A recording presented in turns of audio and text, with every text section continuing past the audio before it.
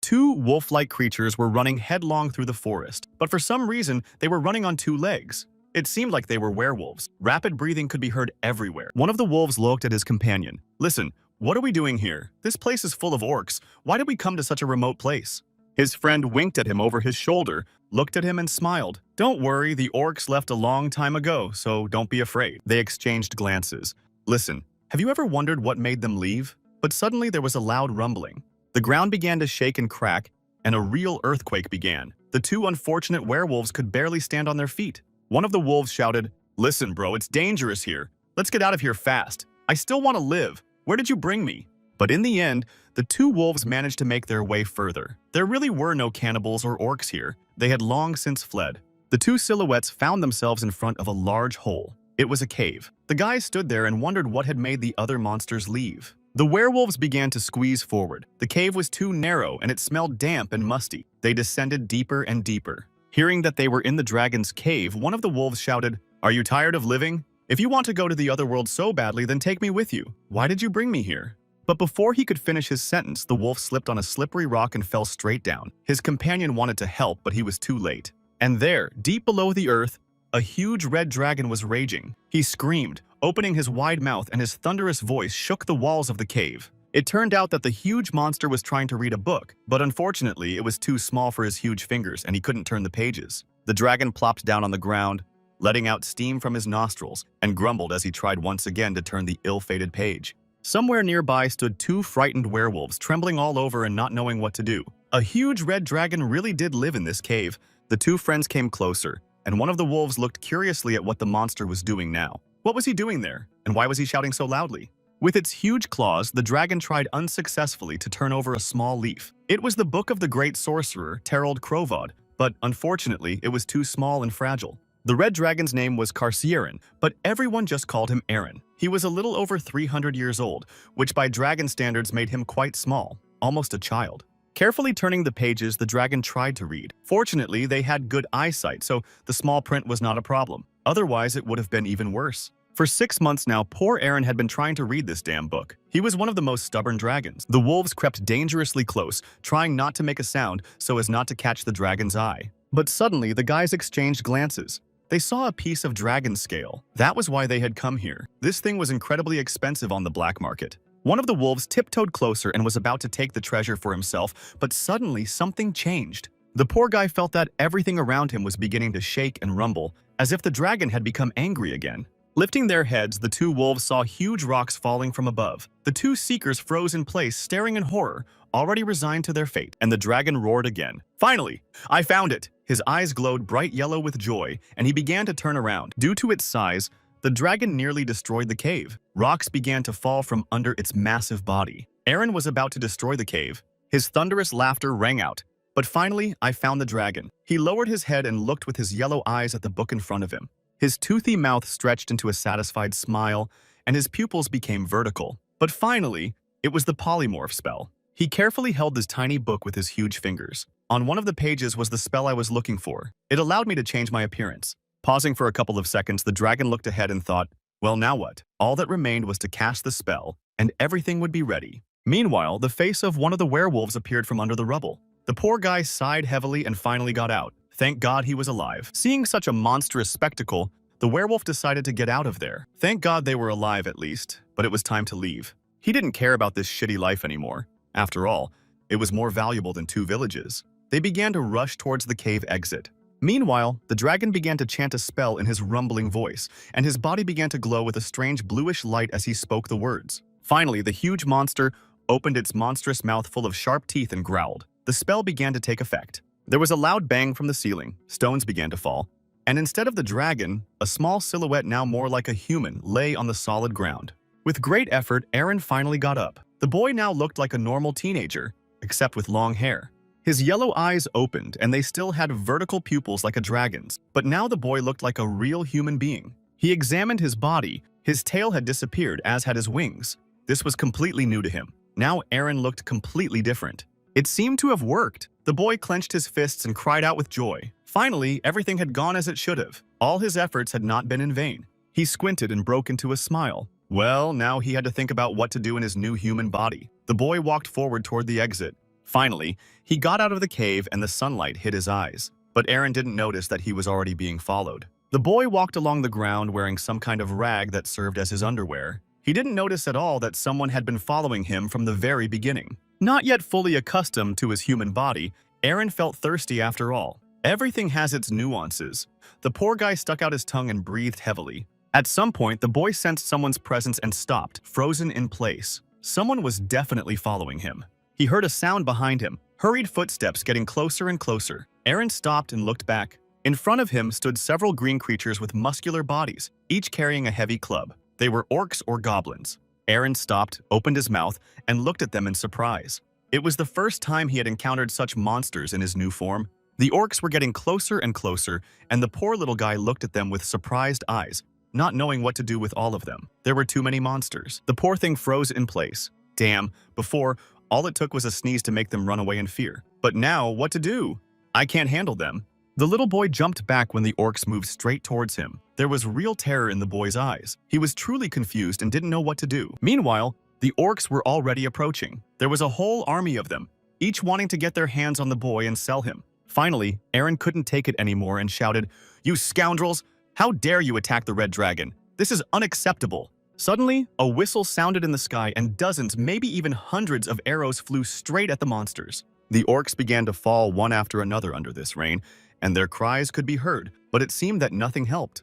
Aaron himself simply crawled back and watched in amazement as the arrows literally rained down from the sky. The boy was scared, but he still watched. Suddenly, a strange silhouette of a man with burning eyes appeared from somewhere. He immediately rushed at the monsters and began to destroy them one by one. The man moved with astonishing speed. The orcs didn't even have time to do anything before he destroyed them one by one. Finally, the man at the cloak stopped, waving his sword one last time. The orcs were gone, completely destroyed. The man looked quite ordinary, with brown hair, the same cloak, and a stern, piercing gaze with which he looked at the boy. Frozen in place, Aaron couldn't move. Where did this man come from? It was good that he arrived in time, but who was he? Suddenly, one of the surviving orcs swung his club and struck the poor boy on the head, knocking him unconscious. The poor boy only had time to scream.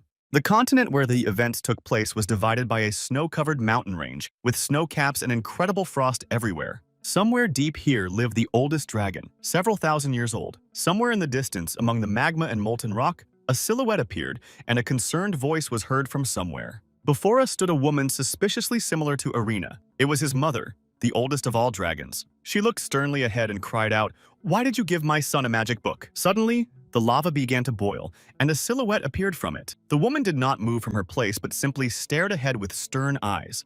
The oldest red dragon looked at her and smiled with his toothy mouth. "You little man, how dare you insult me?" The dragon's head appeared from the raging lava. "I just told him a children's fairy tale. Who could have known that he would take it seriously? He is a disgrace to our family." His mother flew into a rage. "What do you mean, disgrace? Say that again." She didn't particularly want her son to be insulted so directly. The elder dragon sighed.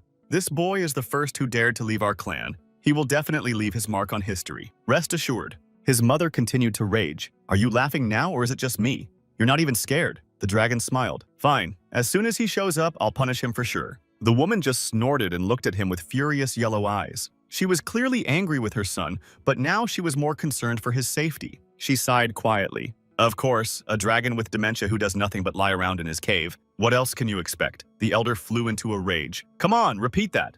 In the end, the elder flew into a rage. "You have no respect for your elders. Where is your subordination? It's the same as your son's. Insolent and shameless."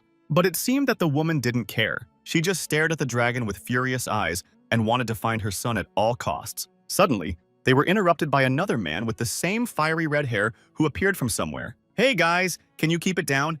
What are you doing here?" The dragon looked at him with huge eyes. Standing before them was the king of the red dragons himself, smiling. But why did he come now? The man came closer and sighed. "Okay, what to do with this boy? I'll decide myself. Stop worrying so much." He exhaled and glanced to the side. "Although if Aaron himself comes, I will sense it, and there is nothing to fear. This is certainly an extraordinary case, but still." His mother continued to worry. "He's only 300 years old, he's just a child. Everything will be fine with him, I'm worried." Finally, she calmed down and just exhaled. "He's so vulnerable and the world is so cruel." The king smiled. "Calm down, he'll be fine. He's an adult after all. You can trust me and calm down. This will never happen again." The woman looked at him imploringly and just sighed. The events moved to the trading city of Rael. It stood on the banks of a large river, which allowed it to become a trading center for almost the entire continent. Here, ships filled with various goods plied the canals, and life flourished in the streets filled with people. It was one of the largest cities with a population of over 100,000, and it was located at the end of a mountain range. It was one of the most highly developed cities, and in total, there were more than 6 states on this continent. And so our little boy, having found some rags, stood in the middle of this huge city and couldn't come to his senses. It was the first time he had seen so many people in such a big city. His eyes bulged out of his head. It was so cool. Poor Aaron almost fainted from the excess of emotions. His eyes widened. This was the human world. Just think about it. Encountering a new civilization for the first time, the boy began to look at everything with genuine interest. Around him were stalls selling food and various goods. Behind him stood that mysterious man, just smiling like a nimble little guy, and he was funny. The man's name was Rake. He stood nearby and talked to his friend. The bald man was worried. "Listen, he'll be fine. He doesn't remember anything." Smiling, Rake said in a mysterious tone, "To be honest, I don't know, but first we need to find him a place to stay." Meanwhile, Aaron was walking around the city looking at everything around him. Everything here seemed new to him. The boy stopped near a grocery store and began to examine the products with eyes burning with interest. There were fruits, vegetables, and various food supplies. There were so many different people and houses here that his eyes darted around. Well, it was no surprise, as the boy was seeing the human world for the first time. He looked over at the grinding machine and the blacksmith's shop. There were so many different tools here that he had never even imagined existed. He would probably have continued looking at everything around him if Rake hadn't approached him. "Hey kid, finish up here and let's go. We need to go somewhere." The boy looked at him over his shoulder. "Where are we going?" His eyes showed genuine interest. He seemed to never tire of being surprised. Rake smiled at him. "Listen, you said you had nowhere to go. Well, I know a place where they can help you." The boy smiled. "Really?" The seeker looked at him with a mysterious and very unkind look and nodded. "Yes, of course. Don't be afraid." In response, Aaron just flashed his eyes. "Amnesia is a good thing after all. I don't remember anything, and no one here knows me." Soon they entered a local tavern. It was noisy, with lots of people drinking and having fun. The air was thick with the smell of food and alcohol. Our hero stood on a small balcony and talked to someone while the rest of the people just had fun. The man, apparently the tavern owner, looked at the strange boy and said, "So, kid, you don't remember anything except your name, am I right?" In response, Aaron just smiled broadly, showing his exceptionally white teeth. His cheeks slightly reddened. Rake stood nearby and looked at the man. "Well, what do you think?" The tavern owner looked at him. "Excellent. I like it. Well then, follow me, Rake. I'll show you around." The man just flashed his eyes and looked at his interlocutor. Turning to Aaron, Rake just blinked. "Listen, boy, stay here and guard my things. I'll be back soon." The boy stood there in complete bewilderment. He took a cup with some kind of drink from somewhere and began to drink through a straw. Apparently, he liked it. The boy closed his eyes and smiled, sighing heavily. "How delicious it is. It turns out people drink such interesting drinks." Reika's bag was lying nearby, and our hero looked at it with genuine interest. There were some books in it. "Well, if Reika isn't here, that means I can take a look at his things." Aaron picked up a book and began to study it with burning eyes. There was a lot of new and interesting stuff there. A map of the world, various monsters, a whole encyclopedia. He should read it. And then the boy noticed with genuine excitement that he could easily turn the pages with his new fingers. How convenient. Suddenly, he found an entry in the book about a big dragon that lived on a mountain ridge. It said that he was over 1,000 years old and was a dangerous monster. Seeing the note about himself, Aaron flew into a rage. "That's me? Who wrote my age here? I'm not that old." He continued reading and was increasingly surprised. It said that about 20 years ago, the dragon had built a nest for himself. Wait, is he a bird or something? Seeing that he had burned down several cities and destroyed a bunch of people, Aaron just sighed, but there were no people nearby. And then he was surprised at the end. What does it mean that he controls dragons and other monsters? Actually, I just eat them, nothing more. And he is hostile towards people. The boy continued reading. It said that there was a reward of several tens of thousands of gold coins for him. And then suddenly, Reich appeared. The boy looked up and closed the book. "Listen, why did it take you so long?" He looked at him with surprised and interested eyes. Reich pointed behind him. "Nothing special. I just asked my friend to help you. Don't be afraid, he's a good guy. Just behave yourself." The man leaned over and closed his eyes. "Now you need time to restore your memory, don't you?" "Well, good luck." The adventurer looked at Aaron and smiled. The boy still didn't understand anything. "So that's what it is. Thank you, kid." He smiled his sincere smile. He seemed incredibly naive and didn't understand what was going on at all. Stepping back, Reek just sighed. "I have urgent business to attend to, so we'll have to part ways here, kid. You'll have to figure things out on your own from now on." Finally, the man smiled. "But you see, I kept my promise. I told you I would bring you to the city." Looking at him with wide eyes, Aaron still didn't understand anything, but he didn't argue. The seeker turned around and waved goodbye, leaving the boy standing by the coffee table in complete bewilderment. Life went on, probably filled with shouting, someone drunk sleeping on the table, and the adventurer heading for the exit. Our hero had met this man about 10 days ago. Although they had traveled together for some time, the boy did not particularly regret their parting. What can I say? Aaron didn't worry about anything. He just sat and drank, thinking about how strange people are. Suddenly, the tavern owner appeared and called out to the boy in a rough voice, "Hey kid, come here!" The boy looked at him in surprise. "But I haven't finished my juice yet." The man paid no attention. Aaron just snorted and emptied his glass in one gulp, looking disapprovingly at the strange man, who now didn't seem so friendly. They went down the stairs and out onto the street. The boy asked where they were going, and the man snorted at the stock exchange. Aaron had no idea what that was and just raised an eyebrow, but probably thought it was some kind of big house. They walked down the dark night street. The tavern owner said, "Of course I bought you, but I don't have the money to keep a slave. You are strong and have a pretty face, so you can earn a lot." On the way, Aaron kept thinking about what a pretty face meant and what gold coins were. Maybe it was just something tasty. Finally, they approached a large building. The little boy looked at it with his huge yellow eyes. "Wow, what is this?" The fact is that slavery was prohibited by law in the empire, and you could go to prison for it. But here, in the state of Haida, slavery was permitted, so there should have been no problems with it. It flourished here. And in the city of Rael, there was one of the largest exchanges, which was basically the largest in the country. The man tossed a heavy bag of gold coins and laughed, "Well, how lucky I am to have earned so much money." "Good luck," he said to his new owner, turned around, and walked away whistling a song under his breath. Meanwhile, Aaron was already sitting in some strange cell. He didn't understand anything. Everything around him seemed new, and even fun. The kid didn't understand what was going on here or what to do next. He was locked up in some strange place with bars everywhere. The poor boy sighed. If only Rake were here, he would surely explain everything, but there was no one here, so he would have to figure it out for himself. He heard voices behind him. Several other children of the same age approached him. One of them snorted, "I thought a girl had come to us, but it turns out you're a boy." Hearing the voices behind him, Aaron tensed his whole body and bit his tongue. Could there really be someone else here besides him? He was scared out of his wits, turned around, and started waving his arms. Who would have thought that such eyes would appear on a boy's forehead? The two guys exchanged glances and just sighed. "Calm down, it seems we're in the same boat. They tricked you too and stuck you in this hole." Looking at them with wide eyes, Aaron began to think. It seemed that these guys had been here before. They were about the same age as his own body. They sat down in a circle, and Aaron began to tell them about himself. Rake said he looked to be about 20, but the guys asked how long he had been in the slave trade. Aaron grabbed his head, sighed, and said he didn't remember anything. The previous man said he had amnesia. The two new acquaintances exchanged glances, their eyes widening at the word amnesia. They seemed either frightened or furious. Our hero just looked at them and smiled innocently. It seemed like he didn't understand a thing, and he even liked it that way. He didn't remember anything at all. The guy started asking him questions. "What do you know? Where are you from? What did you do before?" But Aaron just looked at them with a blank stare and couldn't remember anything. He just said he didn't know anything. That was it. The guys just looked at each other. Strange, of course, we have a new guy, but nothing. The boy with white hair smiled. "Okay, you can ask me. I'll tell you everything I know."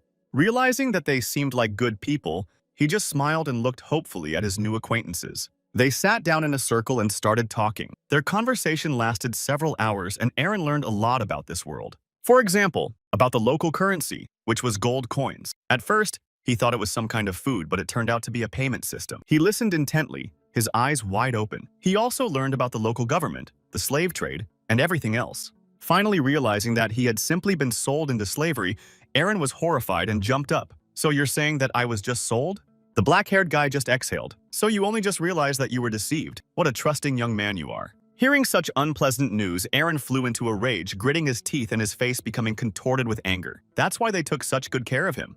"Damn, Reek, you're a real jerk. That's why you cared so much about me. You just wanted to sell me for a higher price. So that's what people are like." The poor boy began to breathe heavily. His eyes bulged with surprise and shock, and he was so frightened that he simply froze in place like a statue. At some point, a monstrous idea came into the boy's head. Maybe he could turn into a dragon and destroy everything. Everything here seems to be going to hell, so it would be a good idea. But he immediately had to abandon this idea as soon as he thought about what his mother would do to him. She would probably lock him in his room for 400 years. The poor little boy had no idea what to do now. He just sat there, trembling with rage and fear. He finally calmed down and thought, "If I turn into a dragon now, I'll probably never see the human world again." Watching all this, the two new acquaintances whispered to each other. It seemed that the boy was really in shock. They told him not to trust anyone.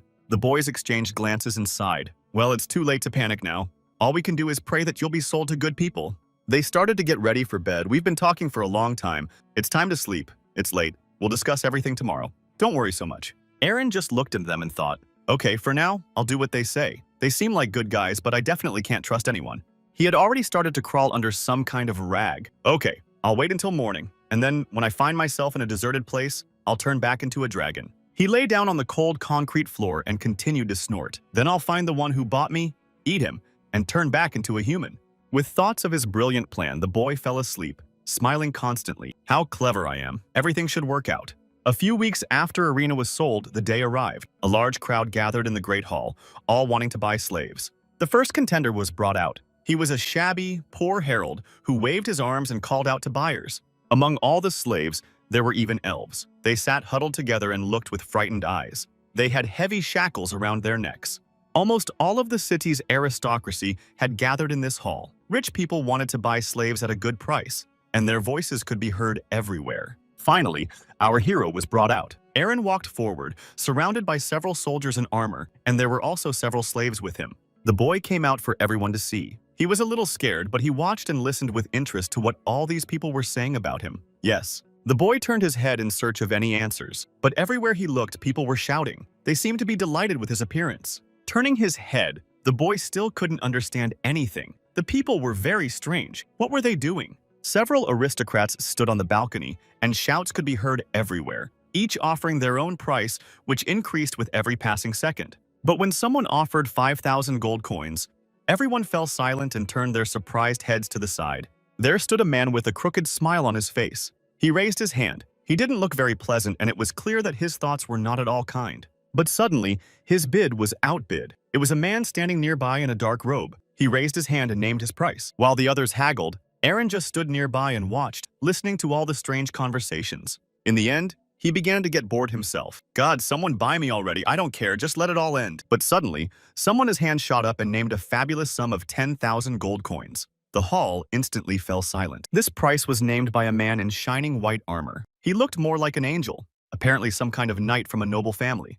The man who had initially offered the money froze in place and looked around with surprised and frightened eyes. The money was gone. It was Darius, the first knight of the kingdom, a nobleman and a very prominent figure in the state. Hearing this amount, Aaron looked at the strange man and opened his eyes wide. So it was this man in armor who bought me, yes. The knight approached, the crowd parted, and whispers and conversations could be heard everywhere. It seemed that people had recognized him as the man they called Silver Light. But what was he doing here? Darius walked forward and tried not to pay attention to the enthusiastic voices of the people. He simply closed his eyes. God, it seems they think something else about me. The man sighed heavily and approached. He felt terribly uncomfortable in such a situation.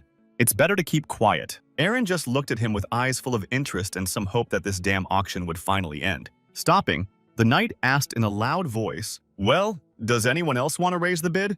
If not, I'll take the baby. No bids followed, and the knight handed over a heavy bag. Here you are, all the payment in cash. Our hero stood nearby and just stared, his mouth closed. Looking at him, the knight sighed heavily. Well, boy, now I am your master. Everyone fell silent for a few more seconds as they looked at each other. Finally, our hero left the auction hall, a smile spreading across his face. He was more happy that this circus was finally over. A carriage drawn by 2 horses was traveling at high speed through the city streets, with the knight himself riding in front. Sitting on his steed, Darius stared ahead with his piercing blue eyes and did not say a word. His face was serious and focused. At the same time, Aaron sat in the carriage with the other slaves who had also been bought at the auction, simply staring ahead in silence. When night began to fall on the surrounding area, the caravan stopped and they decided to set up camp. Soon, a small fire was lit and people began to take out their belongings. Aaron also sat in front of them. He was dressed in some strange clothes that looked more like a woman's dress, but the boy didn't seem to mind.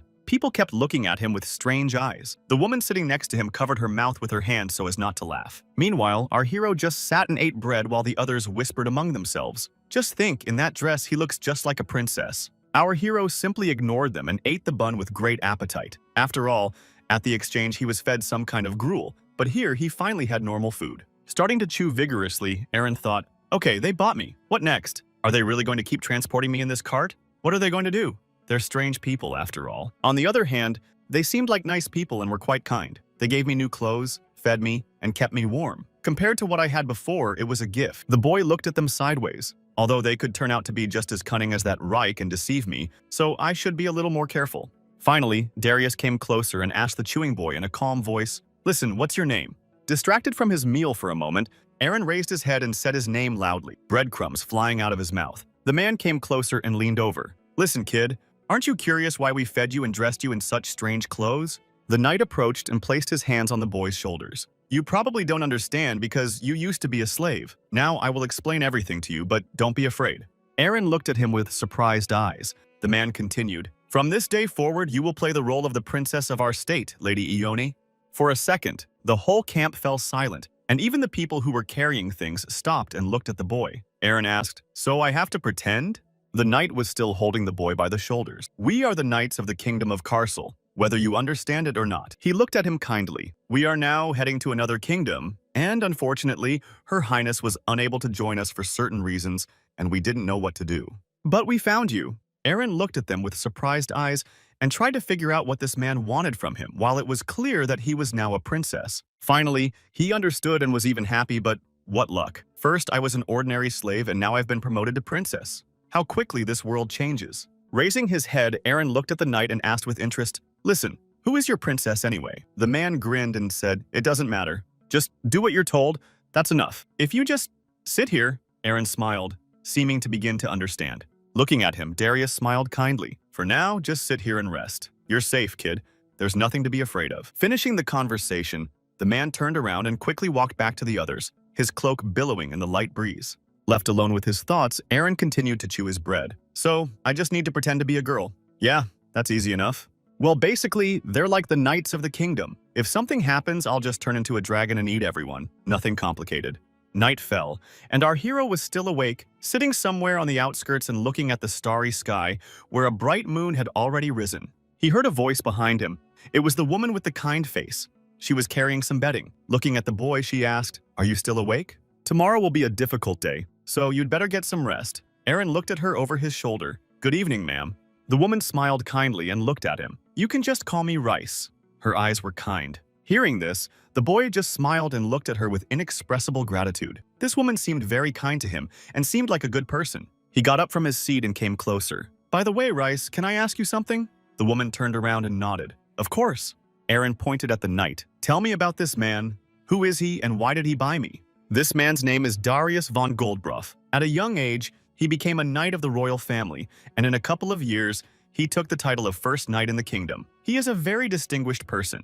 In a very short time, he defeated countless monsters and saved many people from disaster, for which he was nicknamed Silverlight." After hearing this wonderful story, our hero's eyes lit up with joy. So it was him who was described in those adventure books. They were now sitting in a tent at a small table. The housekeeper flinched slightly. "What are you talking about? Although anything is possible, it could have been him." The poor woman sighed heavily and put her hand to her forehead. "What kind of child is this? The whole world knows about our master, and only he is unaware." Meanwhile, Aaron just looked at her with kind eyes and prepared to listen to a new story. He was now incredibly interested. The woman continued, "Once, this brave lord even defeated the huge, mighty white dragon Gratesis, thereby earning the title of Dragon Slayer." Rices smiled. "Sir Darius, the most famous knight in our kingdom. How can you not know about him?" A smile appeared on the woman's face. Our hero thought for a moment. "A dragon slayer, you say? But I am a dragon myself." The boy's eyes widened in surprise. "So this man destroyed the dragon." He recalled the moment when the knight swung his sword and killed the huge monster. For a second, Aaron froze and began to think about what Karshutane had said. Now he understood and came face to face with his main enemy. The image of the elder dragon appeared before his eyes again, when he had raged about how humans were vain and vile creatures who would destroy anyone for their own benefit. The young dragon thought about it. The elder dragon had always been lazy, but as soon as he talked about the dragon slayer, he immediately became furious. The housekeeper rose from her seat and smiled, saying, "All right, enough chatter for today. Let's go to bed, it's late and tomorrow will be a difficult day." Aaron was still sitting at the table, thinking about this conversation and the story about the dragon slayer, which had made an incredible impression on him. The boy still couldn't understand how such a small man could destroy a huge dragon. But aren't they that strong? It was very interesting. The boy stood still and slammed his hands on the table, almost knocking it over. The decision came naturally. He jumped up and rushed out of the tent. Racist didn't even have time to say anything before our hero was already outside, eager to ask about his exploits. Running outside, Aaron rushed forward in search of the knight. He wanted to ask him personally about the feats he had accomplished in the past. Darius sat by the fire, thinking about something, his head bowed, just staring at the burning flames in which the wood crackled. The man flinched for a second when he heard someone's hurried footsteps approaching from behind him, and immediately became alert. He glanced to the side and looked behind him with a surprised look. The knight was always ready to parry a blow, but so far he did not sense any danger. Aaron stood in front of him for a few seconds. The boy just stared at him with a lifeless gaze and then exclaimed, "Finally, I found you. You're still here, sir." Looking at him, the knight smiled wearily. "It's late, kid. Why aren't you asleep? Did something happen?" A smile spread across our hero's face, and he almost laughed and squinted with joy. Jumping up, Aaron ran to the knight, shouting, "Please tell me how you defeated the dragons, sir. I'm interested to hear." Darius briefly recounted his former exploits to the little boy who had suddenly become interested in his heroic past. These stories also featured the court sorcerer Gasto, who had helped him in his former exploits. There was also Polruto, the assistant to the court knights, who immediately rushed into battle shoulder to shoulder with the others, and the coolest fighter named Bera, who was probably the most legendary warrior of all. And there was also the big white dragon that their squad once fought. That was a really interesting story. Finishing his story, the knight looked at the stunned boy and said, "That's how our enemy went to the other world. Since then, we have been called Dragon Slayers." The man sighed heavily. "Well, to tell the truth, we were just lucky." The boy's body shivered from this story. It was already late. The knight stood up and sighed. "Look, it's already late. It's time for you to go to sleep, kid, or you won't get enough rest and will be as sleepy as a fly." Still under the impression, Aaron looked at the knight and nodded his head. He was both scared and interested to hear all this. Although at some point, the kid realized that he had wasted his time. Some white dragon wouldn't mock people. He would have stayed alive, and it would have been his own fault. At some point, a thought entered the little boy's head. "Listen, what if I myself am forced to fight people? Okay, I should be on my guard from now on." He got up, stretched, and sighed heavily. It was indeed late, and he had stayed up too long. It was time to go to sleep. The next day came incredibly quickly, and now the whole caravan was moving forward toward the gates of the kingdom. The carts moved along a country road, surrounded only by endless wastelands and dense forests, with not a single living soul except them. To the great surprise of all his companions, Aaron learned incredibly quickly, and the princess's outfit now fit him perfectly. They were all sitting at a small table with a pile of books. Now, there was only one problem to solve: how to change his voice, because Aaron was still a boy. The housekeeper sighed heavily. "I hope his voice will somehow improve upon arrival in the kingdom, otherwise it will be a big problem." At these words, Aaron thought with interest and some fear, "So people's voices change in that palace. I wonder what kind of place it is." Suddenly, someone's scream was heard outside. "And here we are. We have arrived in the capital." Everyone immediately turned and looked in that direction. Aaron went to the exit and pulled back the curtain, but the housekeeper tried to stop him. The carriage was still moving, and it was dangerous there, but the boys did not listen to her. The entire carriage drove up to the huge gates that seemed to rise up to the sky. This was the capital of the kingdom. They approached a large fort, behind which the roofs of houses were visible. There were so many of them that it was impossible to count them all. The capital was surrounded by high walls, and in the middle, the palace was visible. There were a striking number of people in the city. They went about their business, absorbed and paying no attention to anyone else. Everywhere there was the noise of human voices. Looking at all this, Arena's eyes shone with joy, while the housekeeper, having given up trying to reason with the child, simply sighed heavily. It was really beautiful here, with wide streets paved with cobblestones and neat houses on either side. It was not like that at all in the previous city. Finally, the carriage stopped and the knights began to unload their belongings. There was noise from voices everywhere,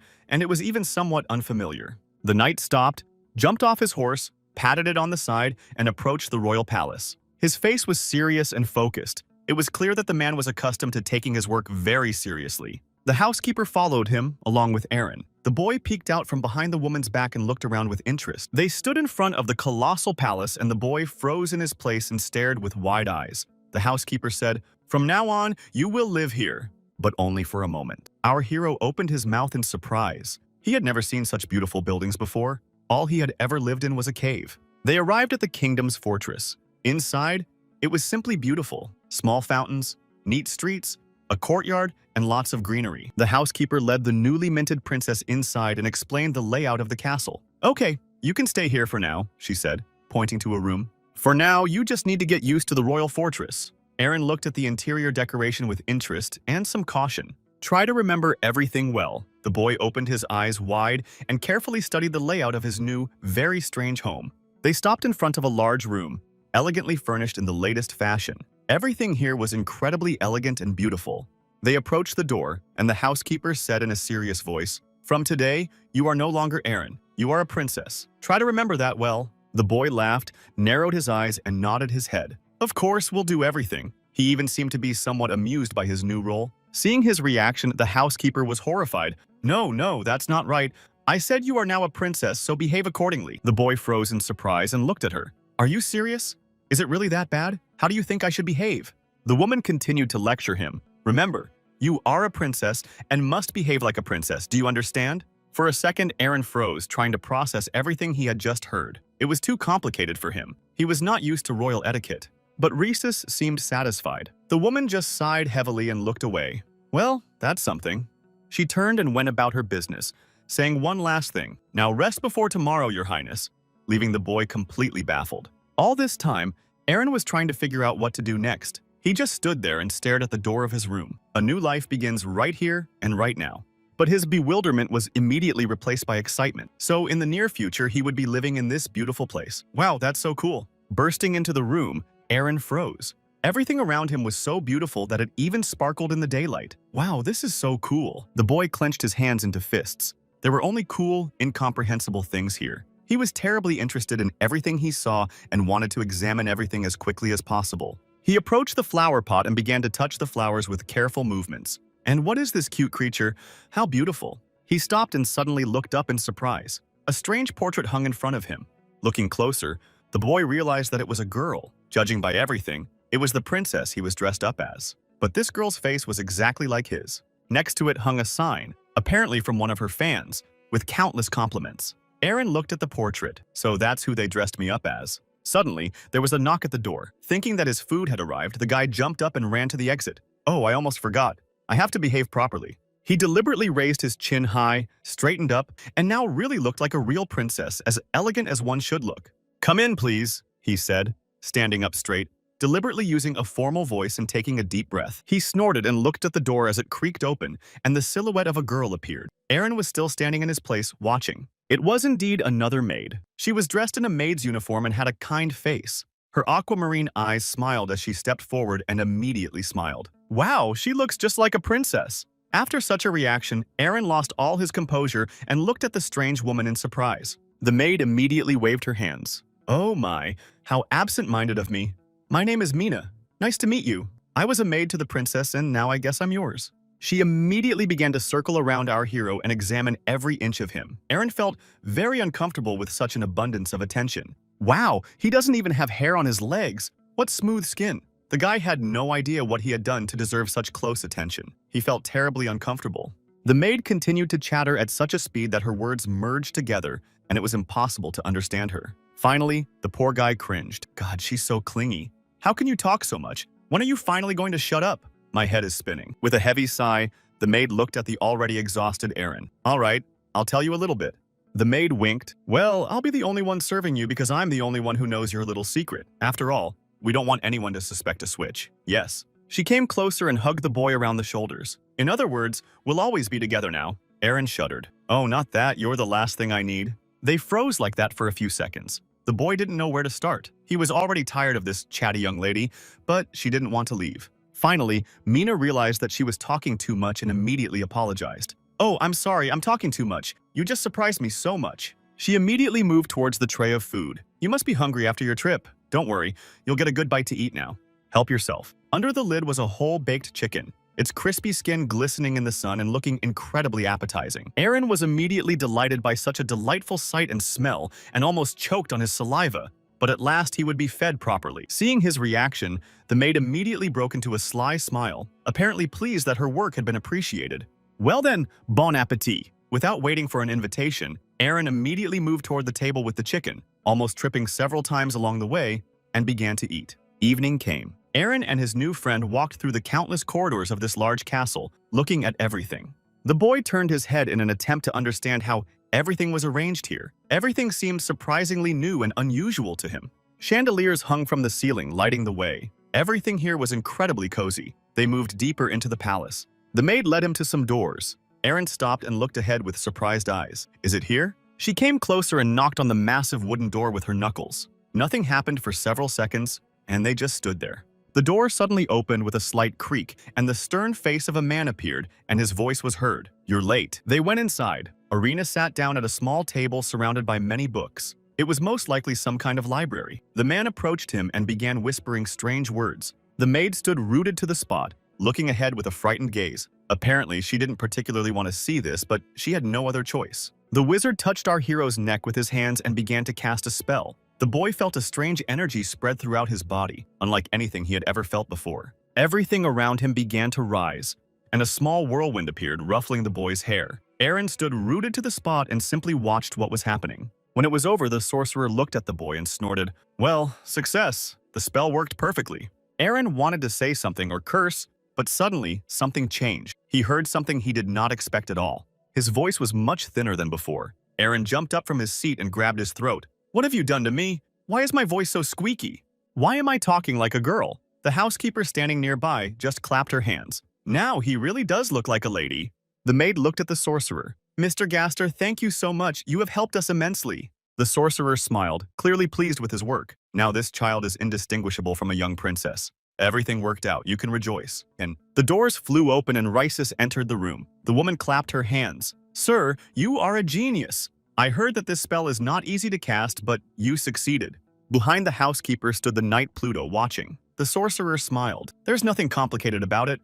You just have to remember the voice perfectly, that's all." Pluto just sighed and lowered his eyes. Apparently, the man was either tired or very dissatisfied. Finally, he snorted. "Yes, they are like two peas in a pod, completely indistinguishable. Where did you even find this man?" Meanwhile, Aaron looked around in surprise. Everything around him had changed completely, and he didn't feel like himself. The boy was a little scared, but he was also curious. He looked at the two men. "Wait, those are Gaster and Pluto, the ones Mr. Darius talked about. So they are the legendary dragon slayers." Finally, the boy couldn't take it anymore, jumped up from his seat, and shouted, "You are the two legendary assistants of Mr. Darius, right? Am I correct?" The maid standing behind him gasped in surprise. "Remember the palace etiquette? You must address them by their titles. Please call them sir." The two men exchanged glances and looked at the boy. "Are you talking to us now or what? How do you even know our names?" The sorcerer scratched his beard. "You said you knew nothing about our way of life, so how do you know our names, boy?" Aaron just smiled at them. "I heard it from Mr. Darius. He said that you destroyed the dragon together. That's so cool, right?" The wizard smiled. "Well, if he already told you, then you heard the most truthful version, didn't you?" The two men began to reminisce and tell how it all really happened, going into great detail. Meanwhile, our hero just watched the two of them. It seemed rather strange to him to remember such things, although it was clear that the men were not particularly happy about it. The sorcerer lowered his head and closed his eyes slightly. It was clear that he was a little out of sorts or upset about something. Mr. Pluto was also gloomy and kept looking away as he talked about how he had destroyed the dragon. Their mood discouraged the boy a little. It was strange because the older dragon had said that people destroyed them for wealth and glory. Wasn't that true? In the end, he decided to ask a question in a thin voice. The boy apologized for what he was about to ask and approached them. "Listen, aren't you proud that they call you dragon slayers? It's such an honorable title, isn't it?" The sorcerer looked at the boy and spread his arms. "Well, it depends on how you look at it. On the one hand, yes, but on the other, sometimes I can't even sleep because of it." Pluto, who was standing nearby, just snorted. "People think it's so easy. They should try meeting a dragon face to face at least once." The sorcerer closed his eyes, his voice trembling for a second. "According to stories, they are just some kind of mythical creatures, but it's hard to even imagine their size." "Listen, I'm starting to understand all this," Aaron began to slowly realize. It turns out that these two were really scared when they encountered the monster. "By the way, I wonder where Mr. Darius is." The conversation ended, and our hero was already lying in his soft bed, thinking about whether he could live here a little longer or just run away, although at least it was cool here. The boy looked away. "If I turn into a dragon in such a crowded place, my mother will immediately know where I am, and then I'll be in big trouble." He continued to lie on the bed, although, on the other hand, I'm fine now. We have to go to another kingdom. Well, if anything, I'll turn on the way. A week later, Aaron and the other knights set off for the neighboring kingdom, already equipped for the journey. They showed him a map of the entire continent, with each kingdom labeled, and the maid showed him the route they would take. Seeing that they were going around the mountains instead of through them, Aaron was surprised. But why make such a big detour when you can just go through the mountains? Min approached him and put on a serious face. "We are going around because a great and terrible dragon lives in the mountains." Hearing her description, Aaron shuddered a little. "What are you guys talking about? I'm not that bad. Am I really that terrible?" But the maid continued. Because of this terrible dragon, many people have lost their lives. He simply incinerated them in the surrounding area. They say he turns everything that moves into coal. These stories were partly true. People really feared these mythical creatures. Hugging herself, the maid shuddered. And in general, anyone who goes in there is already in the next world, you could say. She fell silent for a second. The guy looked at her with surprised eyes. Girl, what are you talking about? Have you ever even seen a dragon? This is nonsense. He thought for a moment. I'm not really such a bad person. I mean, I'm a dragon, but you understand why people think of me as such a monster. Besides, being a dragon, Aaron rarely saw people nearby, so he turned into a human to learn more about this world. In the end, he decided to ask the question. Listen, Mina, you said that no one ever returned alive from a dragon, so how do you know his name? The girl thought for a couple of seconds and looked away. You know, you're right. She seemed to realize that she had been caught in a contradiction. But that's what everyone says. And that's what it says in the books. Why wouldn't I believe it? Aaron looked at her in surprise, his eyes wide. You're so trusting. He thought for a moment and shrank a little. It seems like they talk about him, but then again, maybe not. I'm not such a monster. He turned away and gritted his teeth. Come to think of it, it's even offensive. What kind of monster do you think I am? I haven't done anything wrong. They called me the most terrible dragon. Finally, having dealt with his emotions, the boy looked at her. Listen, does that book of yours mention the dragon Karshutane? The maid thought for a moment and looked at him with surprised eyes, as if remembering everything she had read so far. Yes, there really was such a thing. It was a terrible red dragon, the oldest of all, incredibly evil and never approaching people. In response, Aaron just sighed. Well, at least they didn't get anything wrong here. Basically, it's all true. The old man really is like that. He was still sitting in the carriage, wondering why there were such terrible rumors about him. He wasn't some kind of monster. How could anyone think that? The caravan moved forward, the carriage riding ahead, leaving columns of dust behind its wheels. It seemed they were almost there. Soon, the ships standing in the harbor came into view. The caravan arrived in the trading city, and from there they continued their journey to the kingdom by river. Once on the ship, Aaron looked with interest at a world that was completely new to him and stood near the railing gazing into the distance. How wonderful it was here! The boy's eyes shone with joy. Of course, the forest was not bad either, but this was a completely different experience. Water turned out to be much better. The ship picked up speed, cutting through the waves. Someone called the princess over. It's too windy out here. Let's go inside. Turning around, Aaron smiled. No, it's fine. I'm not cold here. On the contrary, it's so cool. A maid was standing nearby, shivering from the cold. She was frozen to the bone and tried to keep herself warm by wrapping her arms around herself. Actually, I'm cold here. How can you stand here? Finally resigning herself, the girl said, Let's go inside, please. Aaron just snorted. Fine, go if you want. The boy had not finished his thought when he heard a heavy splash behind him, as if something very large had surfaced. He froze for a couple of seconds. Turning his head, Aaron almost fell onto the deck in surprise. In front of him was a huge fish, almost as big as he was. Where did it come from?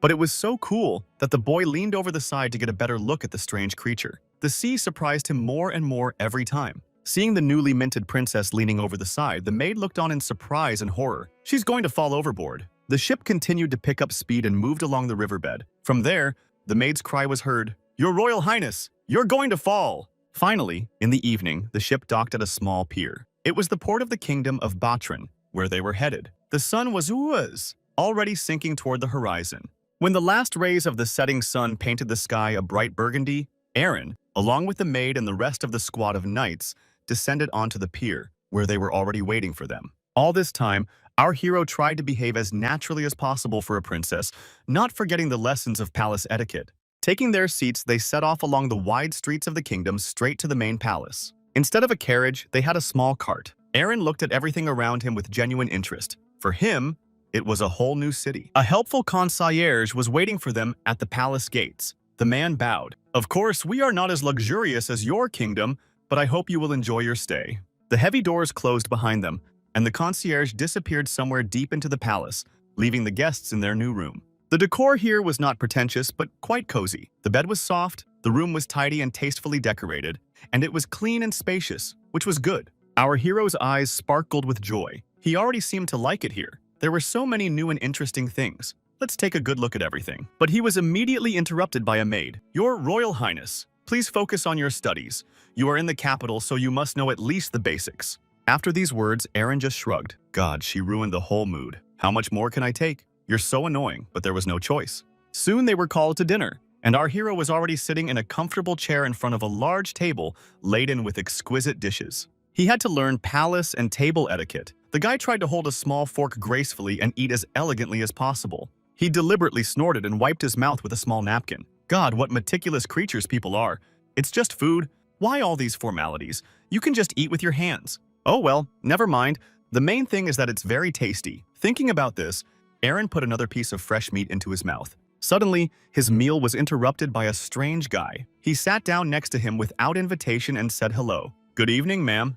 The guy bowed politely and introduced himself. His name was Kaslo, and he was the sole and first heir to this kingdom. It was a great honor for him to meet her. Unaccustomed to such courteous treatment, Aaron froze, still clutching his fork. I'm eating here, by the way. Where did you come from, you annoying kid? But he tried to be as polite as possible and greeted him back, even though deep down he was begging this strange kid to get lost. But as luck would have it, his new acquaintance turned out to be a terribly clingy lady. If you have already had dinner, I would like to talk to you in a more secluded place.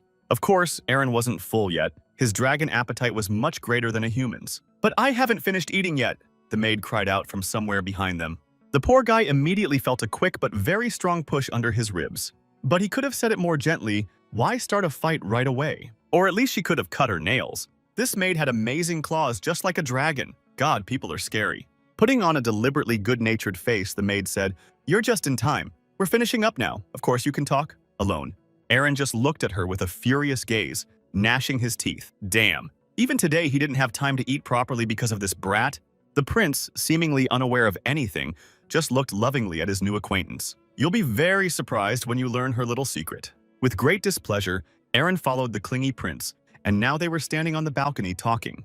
Kaslo talked about the geopolitical situation and said that there was actually a big gap between the kingdoms. For example, Arsnana had very strong weapons. He continued to talk incessantly, while our hero tried to act like a polite princess, even though he was very tired of listening to this whole tirade. Worse still, a maid was watching him intently from behind and wouldn't even let him move. That was really annoying. The prince continued, and in the end, he thought that their kingdom had high hopes for this meeting. Aaron did not object and only hoped that he had answered correctly. The prince looked at him and smiled. It turns out that the fate of the alliance depends solely on your state. That's right, isn't it? But since you, princess, have come here, I believe we have nothing to worry about. The guy looked at him with surprised eyes. But he still answered in the affirmative. The maid clenched her fists and narrowed her eyes. Excellent, Aaron, keep it up. It was not in vain that I taught you. The prince continued to chatter. Does this mean that the rumor about the unification of the two states can be considered invalid?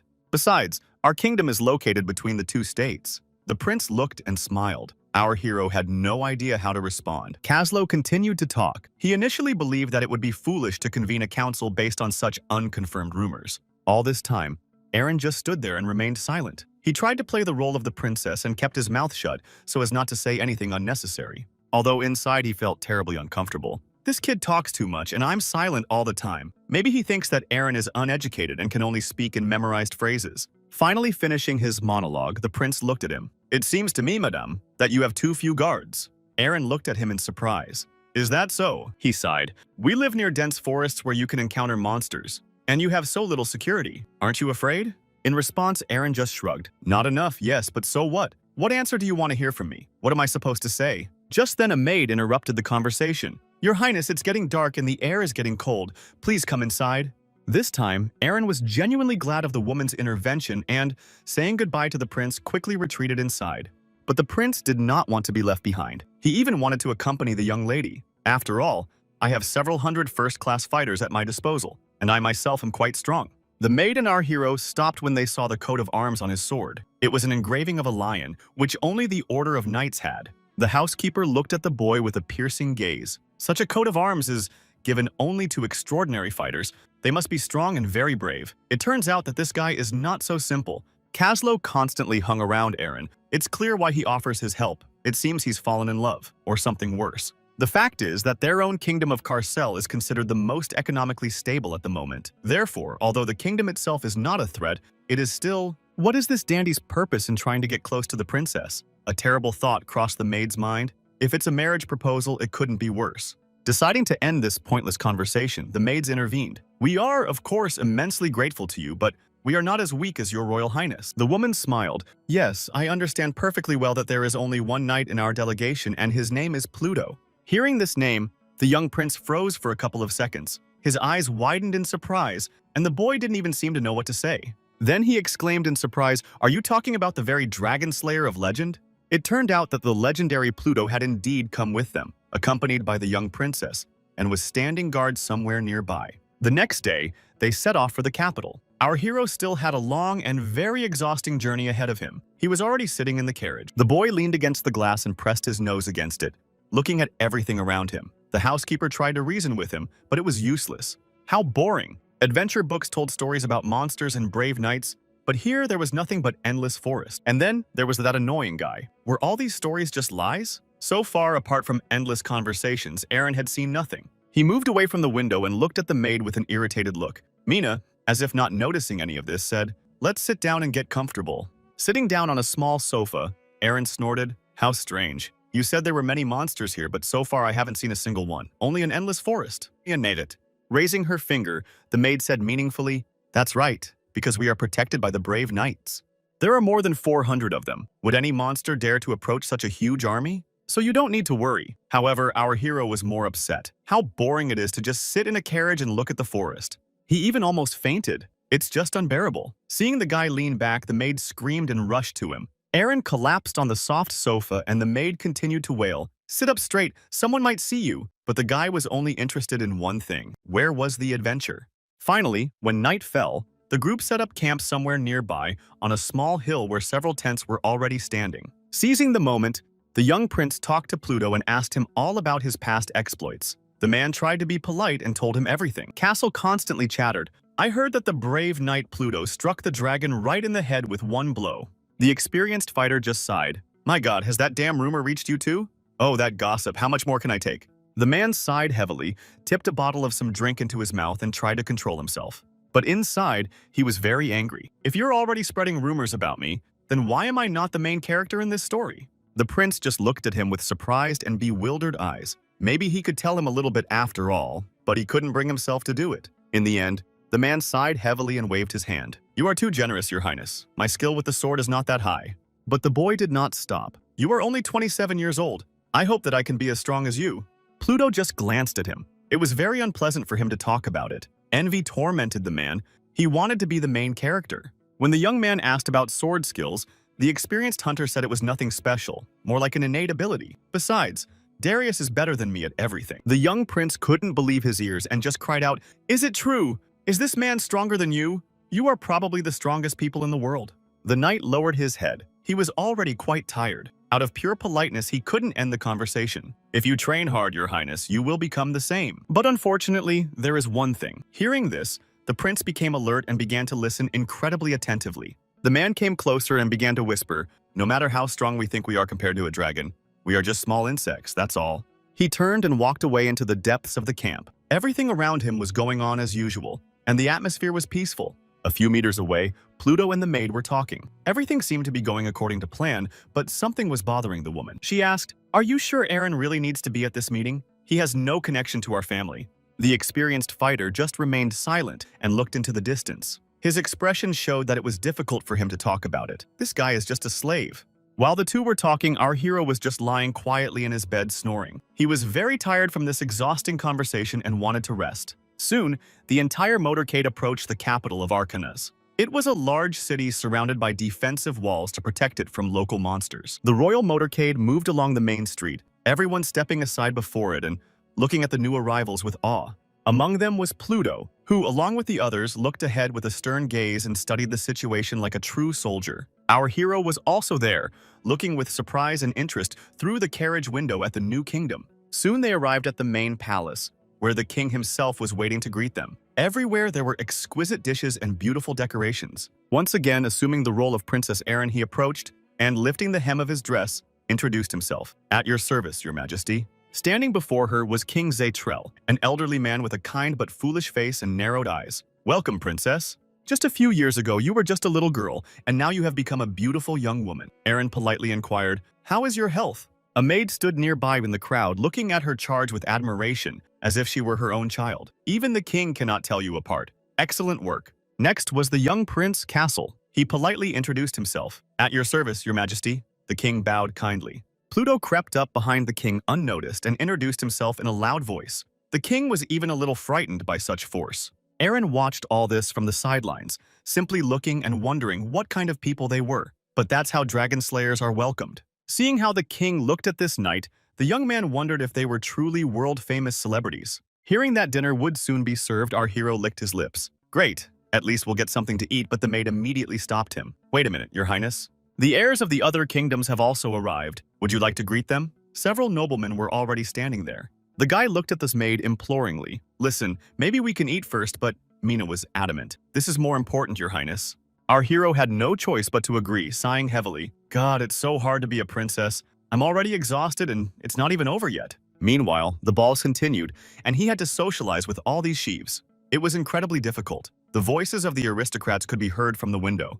Meanwhile, the king sat in his office, holding a glass of fragrant wine in his hands, reasoning that the meeting could already be considered over. The main topic of this feast was the union of two powers, and the king was seriously concerned about this event. The man sat and thought pensively. However, the personal appearance of representatives of these two states speaks for itself. He was talking about our hero and some other prince. The man took a few sips of expensive wine. If these states had indeed sent their only heirs here, then that meant something. Of course, I was nervous for nothing. The man exhaled heavily when suddenly a guard entered his office without even knocking and exclaimed, Your Majesty, I have news for you.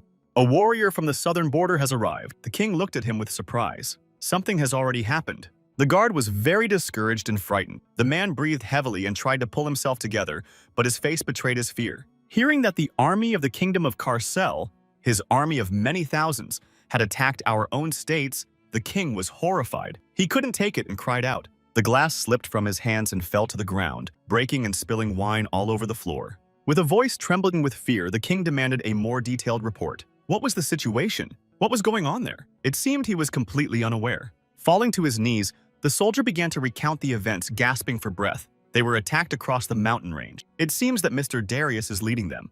The king cried out at this news. It was unthinkable. It couldn't be true. The man still couldn't come to terms with the situation. How could this man have done such a thing? The soldier shouted, We don't know all the details, but we know for sure that the army came from there. The king froze and stared ahead with wide eyes, unable to believe what had happened. What was going on here at all? Overwhelmed by emotion, the man fell to the ground and seemed to lose consciousness. All that remained around him was a puddle from a broken glass and shards of glass. Meanwhile, on a small slope, a man in a dark cloak stood watching the city at night. He was like a shadow. It was too easy. It was a sorcerer named Gastor. Behind him appeared the White Knight himself. We staged an attack so that we would not encounter any unforeseen problems.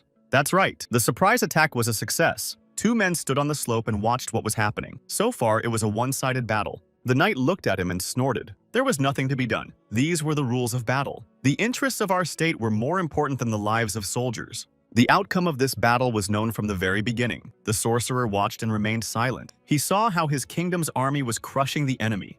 Meanwhile, the soldiers stormed into the main hall and began to destroy everything in their path. A real massacre began. Arrows whistled everywhere, and the cries of people could be heard. The enemy was taken by surprise and could do nothing. Several archers, led by sorcerers, struck one after another. There was a roar in the air, and the smell of gunpowder filled the air. A real massacre began. People lay unconscious on the ground, some already dead. The main gate was about to collapse. Several sorcerers in dark robes helped the soldiers with their spells. They cast spells every second. It was a real hail of magical shots. Seeing that the battle was dragging on too long, the knight said, We must defeat them, otherwise it will be tedious if it drags on too long. The sorcerer smiled. Since ancient times, it has been my duty to raise the morale of soldiers. In other words, here's the thing. They were still standing on a small hill, watching from above. In order to defeat the enemy, they must first destroy their sorcerers. That's right. Below, several knights stood ready for battle, advancing toward the kingdom's main palace and preparing to break down the gates. The men argued that getting too close would be dangerous, but long-range magic could also affect our soldiers. So we need to think carefully. In response, only the sorcerer laughed. My magic will reach from here, so don't worry and just watch carefully. The man took up a fighting stance and cast his most powerful spell. A magic circle appeared around him, flooding everything with bright yellow light. They stood on the mountain. The sorcerer continued to cast his spell. The more you use magic, the more you understand how destructive it can be. The enemy sorcerers froze in place, unable to believe what they were seeing for the first time in their lives. They had never seen such powerful magic before. It was incredible. The wizards were destroyed. The soldiers broke under the enemy's onslaught. The gates were about to collapse, opening the entrance to the main arena. Watching all this from the sidelines, Darius smiled. This is just great. But could your spell work from such a distance? Hearing the affirmative answer, the experienced knight couldn't believe his ears. That's just incredible. I've heard that such powerful spells usually have a small radius of action. The experienced wizard laughed. On the contrary, this spell is designed for long distances. This is only the first circle. They were still standing on the mountain, watching their enemy's castle crumble with every passing second. It was a terrifying sight. The sorcerer looked at his companion. See, dear, this spell causes itching all over the body. Isn't that cool? Darius froze for a couple of seconds when he heard this and couldn't think of anything to say. It was surprising and, at the same time, silly. The man spread his arms and came closer. Listen, are you sure? Itching? That sounds silly. But the wizard smiled. That's right, my dear friend. When your whole body itches, it becomes more and more difficult to cast spells, so the enemy mages are now completely powerless. The knight just exhaled. That sounds like you, Mergastor. Well, since we've gotten rid of the wizards, that means the job is done. And yet, there is something else. The man looked away as if something had caught his attention. The battlefield was a real nightmare. Soldiers were running in all directions, trying to save their lives. The enemy was broken, and they had no way out. The sorcerer watched from the sidelines and smiled. He was very pleased with his work. The enemies were scattering in different directions. We had almost won. The thing is, a magic circle is a unit that measures the power of magic. The first one, as you understand, is the weakest. The wizard has to concentrate and transfer his energy into a kind of magic circle using mana. Then he will be able to cast spells. In the end, the enemy army was broken, and Carcel's troops, who had surrounded the castle on all sides, prepared for night combat and had already set up camp. The knight looked at the sorcerer. Listen, we have to capture the main castle tonight. Do you happen to have any other spells like the one you used? The wizard just sighed heavily, as if a little offended. This isn't some kind of toy. It's really powerful magic. The man spread his arms. Listen, do you really think that if I'm a wizard, I'm close to God? No, if it were that simple, everyone would be a wizard. However, the knight did not stop. What about magic? You can instill fear in people just by scaring them. Now we are much closer to our goal. The sorcerer looked closely at the second circle spell. It was the limit for this distance. And besides, there are still a lot of them, said the knight. I'm not asking you to destroy people, just isolate them so they can't fight. You were able to pull this off with the first circle, right? Let's forget about the fourth. Is there really nothing simpler that can help?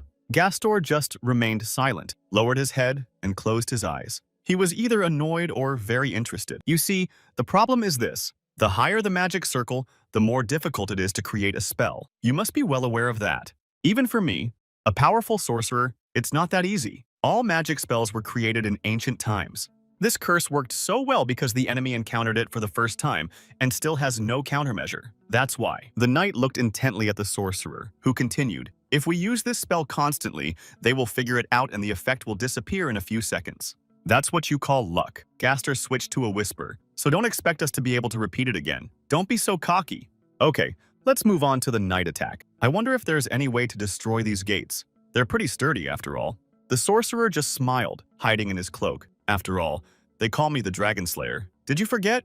And do you really expect anything else from a man with such a title? The man waved his hand and ordered 2 soldiers to go after Jarn and Russell. I need them. The soldiers immediately disappeared outside the tent. The knight, who didn't understand anything, just watched all this and didn't even dare to ask a question. The sorcerer threw on his cloak and said, Wait, my dear friend, I will go and find a suitable spell. The man was already moving toward the exit.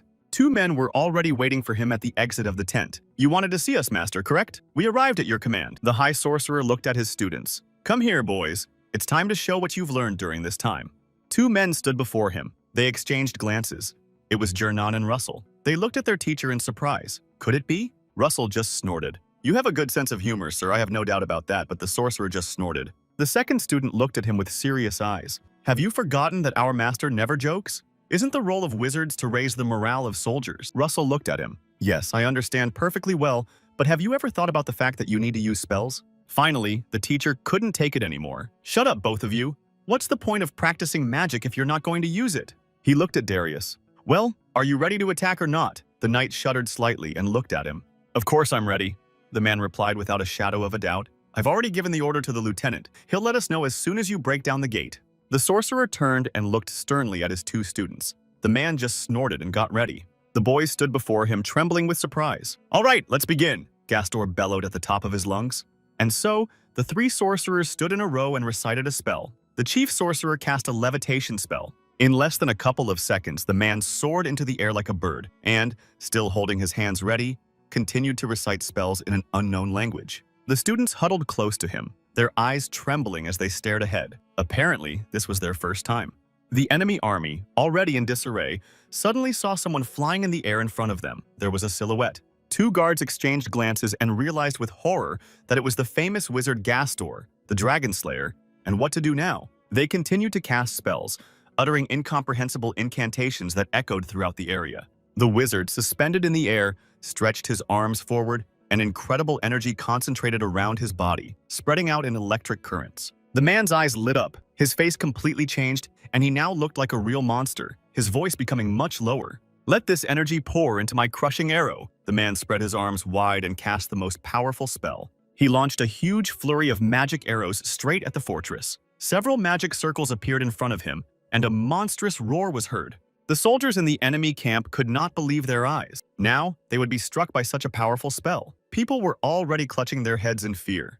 A monstrous roar sounded, and the sturdy wall built for defense was broken in an instant, leaving a huge hole in its place. The path was now open. The commander of the invading army raised his hand with his sword and shouted, "The way is open! Advance immediately!" Well, that's the end of it. The sorcerer smiled, clearly pleased with the effect he had produced, and turned away, disappearing into the darkness, throwing a cloak over himself. Coming face to face with Darius, the man smiled and asked, "Well, how do you like my little performance?" The knight didn't even know what to say. He was stunned. It turned out that two students were responsible for the special effects to make it more spectacular. The man smiled. "I even got the role of the wall destroyer. Isn't that cool?" He had to admit that joint magic works wonders. The knight just sighed. "Well, the main thing is that everything worked out." The sorcerer continued to rejoice. "Isn't it wonderful? There's not a trace left of their wall. Now we can capture the city." The knight just nodded. Yes, that's right." The blonde knight looked at the sorcerer. "You really are like an archmage, sir. Your magic is truly impressive." Turning away, Gastor hid his face in his hood. "Unfortunately, I can't say that it's all thanks to my magical abilities." He took a small amulet with a red stone, similar to a ruby, out of his pocket. This thing also played an important role. Seeing this, even an experienced fighter froze for a couple of seconds and opened his eyes wider to get a better look. The two students froze in place, unable to believe what they had seen, and cried out in unison, "But that's the dragon's heart!" The terrifying white dragon they had defeated long ago reappeared before their eyes, its white eyes and sharp teeth still inspiring fear. The fact is that humanity has a very good attitude towards dragons, but only towards those that are not alive, as they are considered prey. Dragon bones are a good material for making high-quality weapons. Their scales and skin make excellent durable armor that cannot be pierced by arrows or blades. Roughly speaking, they are expendable materials. But among all these things, the most valuable is always the dragon's heart. One can only dream of such a thing. The dragon's heart contains its countless mana, which can be used for high-quality spells. The sorcerer looked at Darius. "All this is thanks to you. It's hard to imagine that there could be a dragon even more unlucky than the last one." Even the white-haired knight agreed that we were just lucky that time. We won't get another chance like that again. In the end, a white flag appeared on the ruined wall. The enemy finally admitted defeat and could no longer resist such an onslaught. The alliance existed for more than 300 years, until Carcel's troops took control of the main fortress and managed to completely capture the southern part. Meanwhile, our hero lay peacefully in his cozy bed and wondered how long he would have to remain in a human body. The boy just snorted because he had come here to enjoy adventures and all the delights of human life, but all he did was get bored. On the other hand, the food here was delicious, and that was the main thing you needed to be happy, right? Suddenly, a strange sound like a rumble came from the street. At first, the boy didn't pay much attention to it, but then the room shook violently. He immediately jumped up from his seat and began to look around to see what the sound was and what was happening. The boy was frightened and surprised at the same time. He jumped up, ran out of the room in his nightshirt, and ran away to find out what had happened. Looking out the window, Aaron was horrified. The whole city was engulfed in flames. There was a monstrous fire engulfing houses and streets. The boy screamed and called to the maid, "Come here quickly and see what's going on here." He turned around and didn't notice a strange silhouette creeping up behind him. It was definitely not Mina.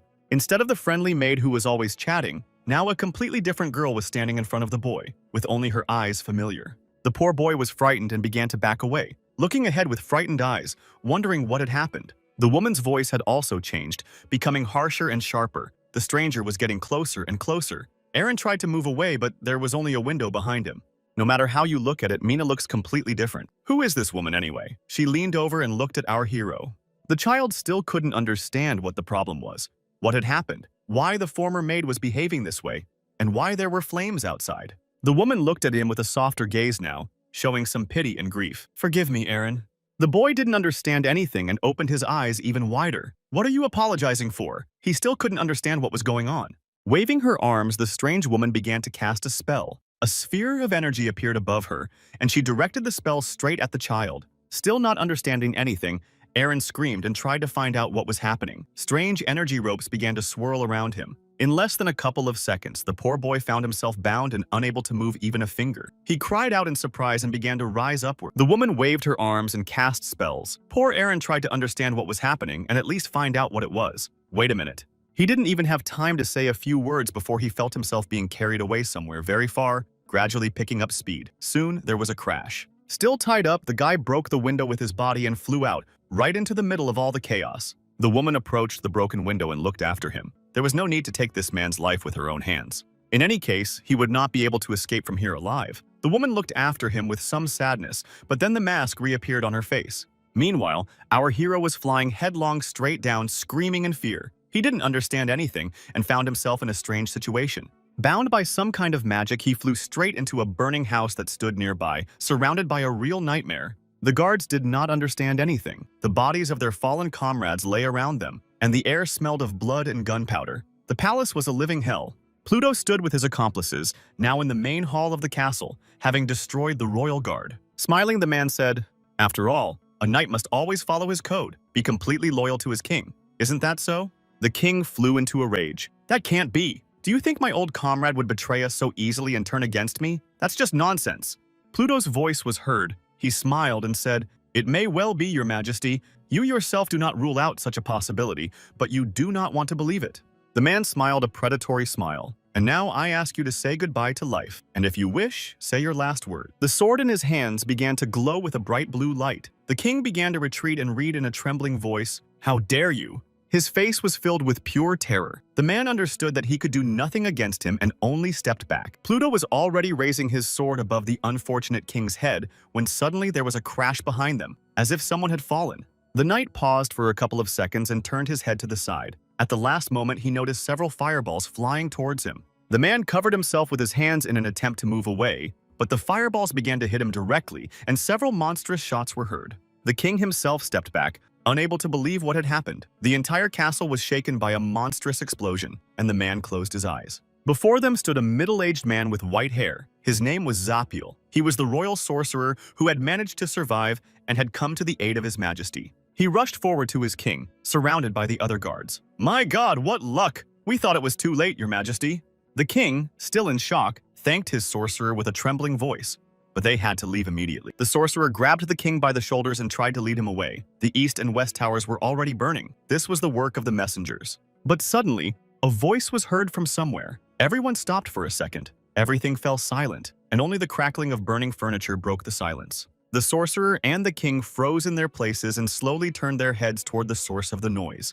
It was Pluto's voice. The man had survived the monstrous explosion after all. His silhouette was visible in the fire. "You said goodbye to me too quickly, didn't you?" The man swung his sword and dispelled the fire with a single blow. He was safe and sound, his armor glistening in the light of the fire. How was this even possible? How did he survive a direct hit from a fireball? Everyone began to retreat from the raging knight. Pluto grinned. "You're right. The projectile hit its target, but I prefer to use weapons and armor of the highest quality, so you've lost." In the end, the guards began to realize that chainmail made of dragon scales meant that magic had no effect on it, but how was that even possible? The sorcerer was horrified, but even if it was dragon scale, it was simply impossible. It couldn't withstand a direct hit from a spell. Pluto smiled. "You're wrong. These are white dragon scales, and they're different from the rest. They're much stronger than anything else." Suddenly, several more guards burst in. They shouted, immediately throwing down their weapons. "His Highness is fine." "Oops, it seems they've come for me." The man smiled and turned to the other soldiers, his quiet laughter audible. "The king has matured a little, of course, Pluto. I understand that you once destroyed a dragon, but the question is, can you handle so many soldiers and a wizard here too?" The man smiled slightly. "You see, it would be easy for me to deal with all of you on my own. You can be sure of that, but I didn't say I came alone." The king and the wizard stepped back, and genuine horror appeared on their faces when the ceiling began to crack. Looking up, they saw that the ceiling was indeed beginning to collapse.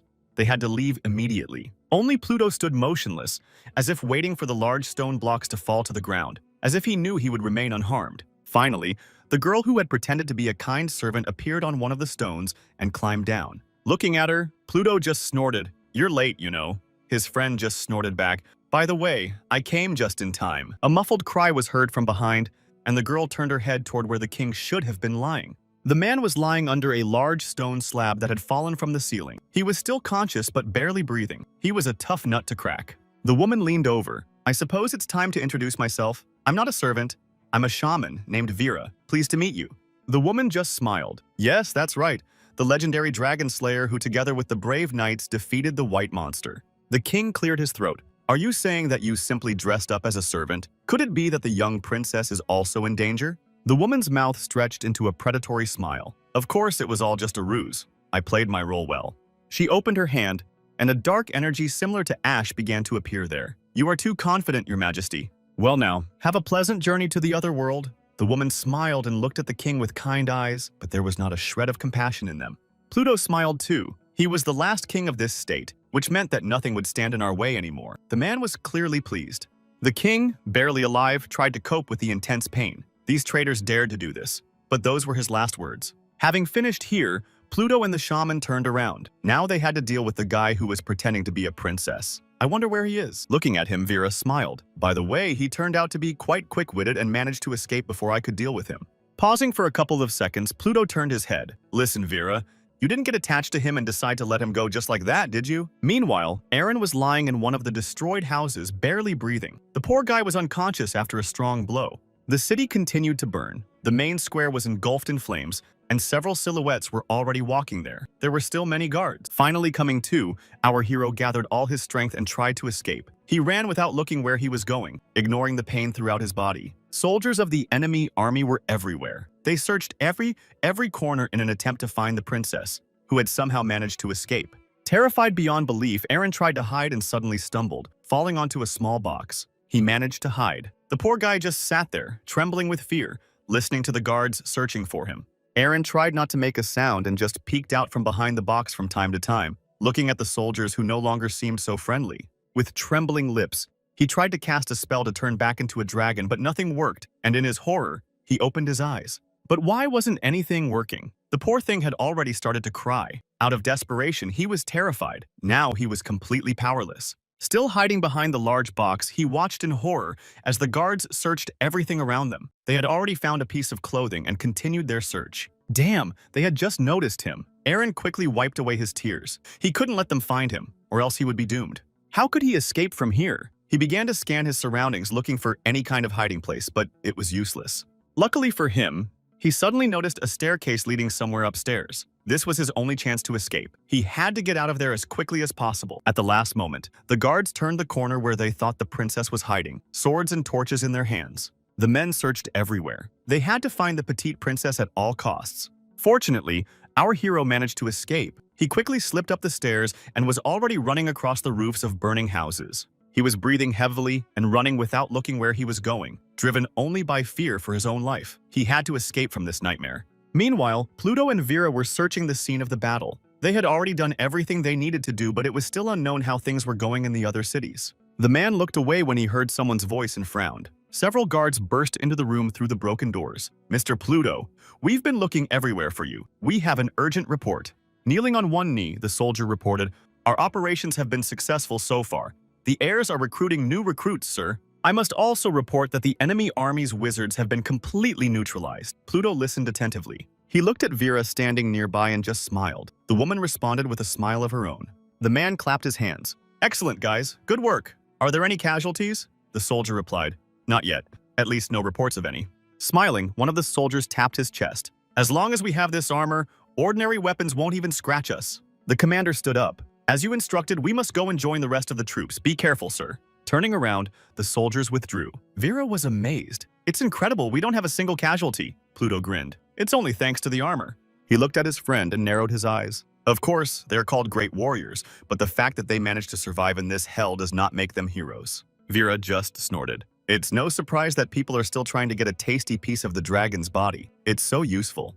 The girl turned away. "By the way, in your homeland, they don't eat komak on dragon bones. It's an ancient dish, by the way." The man's memory flashed back to that moment when he fought relentlessly against this huge monster. The dragon was truly colossal. Even then, Pluto ran forward, swinging his sword completely unafraid of death. The main thing was to defeat the monster. The dragon was incredibly strong, spewing huge jets of fire from its mouth that incinerated everything around it, as if it were hell. Seeing the expression on his face, Vera looked at him with understanding. "You still can't forget about it." "Yes, I regret it too, and I'm disappointed in myself." In response, Pluto just shrugged. It was clear that the man didn't particularly enjoy remembering those days, but he had to come to terms with his past. He turned away and shouted, "Do you really think we defeated the dragon only because of my abilities? My sword was completely useless then. I'm nothing." His friend narrowed her eyes and looked at him with understanding. She herself knew what had happened back then.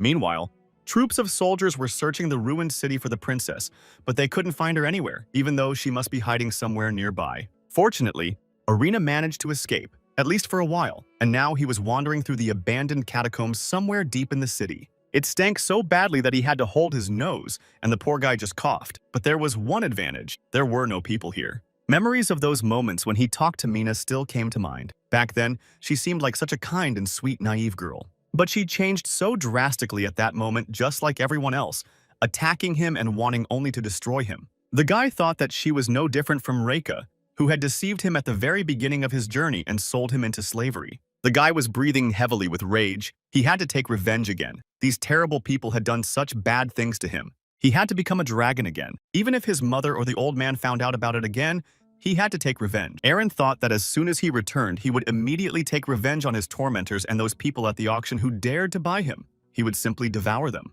The poor guy kept slowly walking deeper into the catacombs. There were only countless rats and the sound of water mixed with a disgusting smell. He was breathing heavily and thinking. It felt like something was blocking his mana flow, and now he wouldn't be able to become a dragon again. The guy was very exhausted, and the only idea that came to his mind was that if he explained to them that he wasn't really a princess, people would help him. But as soon as everything was fine again, he would turn into a dragon and destroy everything. That thought stuck in his head. In the end, out of helplessness, he plopped himself into the cold water. Enough of these new sensations. I don't want to stay in this cursed world anymore. Meanwhile, seeing something red in the water, the guards immediately rushed forward to the nearby canal. "She's here." Several soldiers stopped and looked at the body floating nearby. It was indeed the princess with red hair. They had to get her out as soon as possible. Meanwhile, Aaron was unconscious. He was so exhausted that it was difficult for him to even open his eyes. He just floated with the current, not caring about anything. They quickly pulled him out of the water, and the guy was already lying on the wet concrete,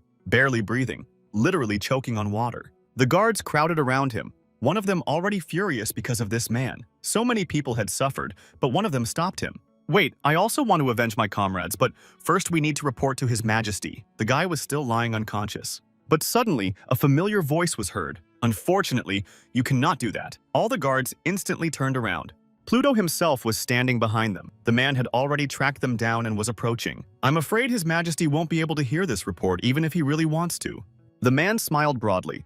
"Besides, this child has no value as a hostage, so don't bother. Better yet, give him to me." The blade glowed bright blue. Pluto's expression changed as quickly as possible, and he was already preparing to attack. Quickly dispatching the remaining guards, the man stood holding his blade. Vera ran up to him. There was no need to cause chaos. Our hero sat leaning against a heavy stone, still unconscious while the two argued. Pluto just smiled. "Since when did you become so compassionate? Have you forgotten how you destroyed the ceiling and killed dozens of poor guards?" The woman just sighed. "This is a battle after all. Anything can happen. But this is too much, you understand." She tried to look calm. In response, Pluto just smiled predatorily. "So maybe you can explain to me what the difference is, although, whatever, it doesn't matter anymore. As for this child, we simply cannot let him live." Vera came closer. "And why should we?" Our hero just sat with his head down. "If even one person in this world finds out about his existence, the invasion will lose all meaning. Don't you understand?" The man began to whisper. "The kingdom rebelled against the alliance and captured the heirs of each of the kingdoms. That is why, in order to save the future of their countries, we had to unite and invade the alliance. Don't you understand, or do I need to explain it to you?" After listening to this whole tirade, Vera just sighed. "Listen, aren't you talking too much?" "Yes, and it's hard to believe." Pluto just sighed. "Everyone understands that people don't attack other states without a reason. If rumors spread, everyone will believe them. And if this kid survives, what will the others start saying? Have you even thought about that?" Meanwhile, Aaron sat and listened silently. He was breathing heavily and seemed to be slowly coming to, but he didn't let the others know yet. The two knights discussed the plan, realizing that no excuses would work then, and a full-scale battle would begin. Wasn't that obvious? While the two were talking, everything was relatively quiet, but they had no idea that someone was already watching him. A shadow flashed near the stone. It immediately disappeared somewhere in the ruins of the destroyed city without attracting any attention. A strange man watched the unconscious boy lying nearby and kept a close eye on him, waiting for the right moment. Vera looked at her companion. Listen, why don't we send the real princess? Then our actions would be completely justified. Pluto looked at her and grinned. Are you serious? Then we would have to put all the blame on the real princess. The man spread his arms. Yes, and besides, it would be much more difficult for us to carry out our own mission and also protect the princess. Suddenly, Vera screamed as if she had seen something terrible. Her face changed instantly, and her eyes widened. The girl addressed her companion in a trembling voice. Listen, Pluto, look behind you. Doesn't anything seem strange? The man turned over his shoulder and saw that the body of their captive had literally disappeared, leaving only a stain behind. He flew into a rage. Where did the slave go? Vera, did you set this up? The girl flew into a rage. What are you talking about? You're blaming me again. In response, Pluto only growled. I didn't notice anything, but in his condition, it would be extremely difficult to go anywhere, wouldn't it? Leaning over the spot left behind by the boy, Vera looked closely. You're right. Most likely he's already dead on his way out of here. They exchanged glances and silently agreed that someone had probably helped him escape from here. An unknown man whose body was covered in shadow carried the poor boy on his shoulder far away from this cursed place. The knight just barked. In any case, he's already managed to hide. There's no point in running around looking for him. We won't find anything anyway. We'll just waste time. Thinking it over, Vera realized that only someone with the skill of a master swordsman could have pulled off such a feat, sneaking in here quietly and carrying the boy away. She thought to herself that in all 6 states, it was unlikely that there was a person capable of such a feat, and there was certainly no one like that among them. Pluto nodded. You're right. It's possible that some sorcerer took the boy or something. But the girl just snorted in response. No, if a wizard had gotten in here, I would have felt his energy from far away. Although, on the other hand, if it's not a master swordsman or some kind of sorcerer, maybe it's an evil spirit. Hearing such a crazy assumption, Pluto even shuddered a little. It was unusual for him to hear something like that from his girlfriend. There was only one option left. Maybe it was a spirit conjurer. As people with supernatural abilities are called, they are much stronger than someone who has drowned. The fact is that local wizards have the ability to control their mana. It doesn't take much to become a sorcerer. You just need to learn how to control it. Therefore, without innate abilities to control internal energy, even the most talented people are unlikely to become sorcerers. Vera cried out, Listen, if he managed to slip between us so unnoticed, then maybe he has psychic abilities.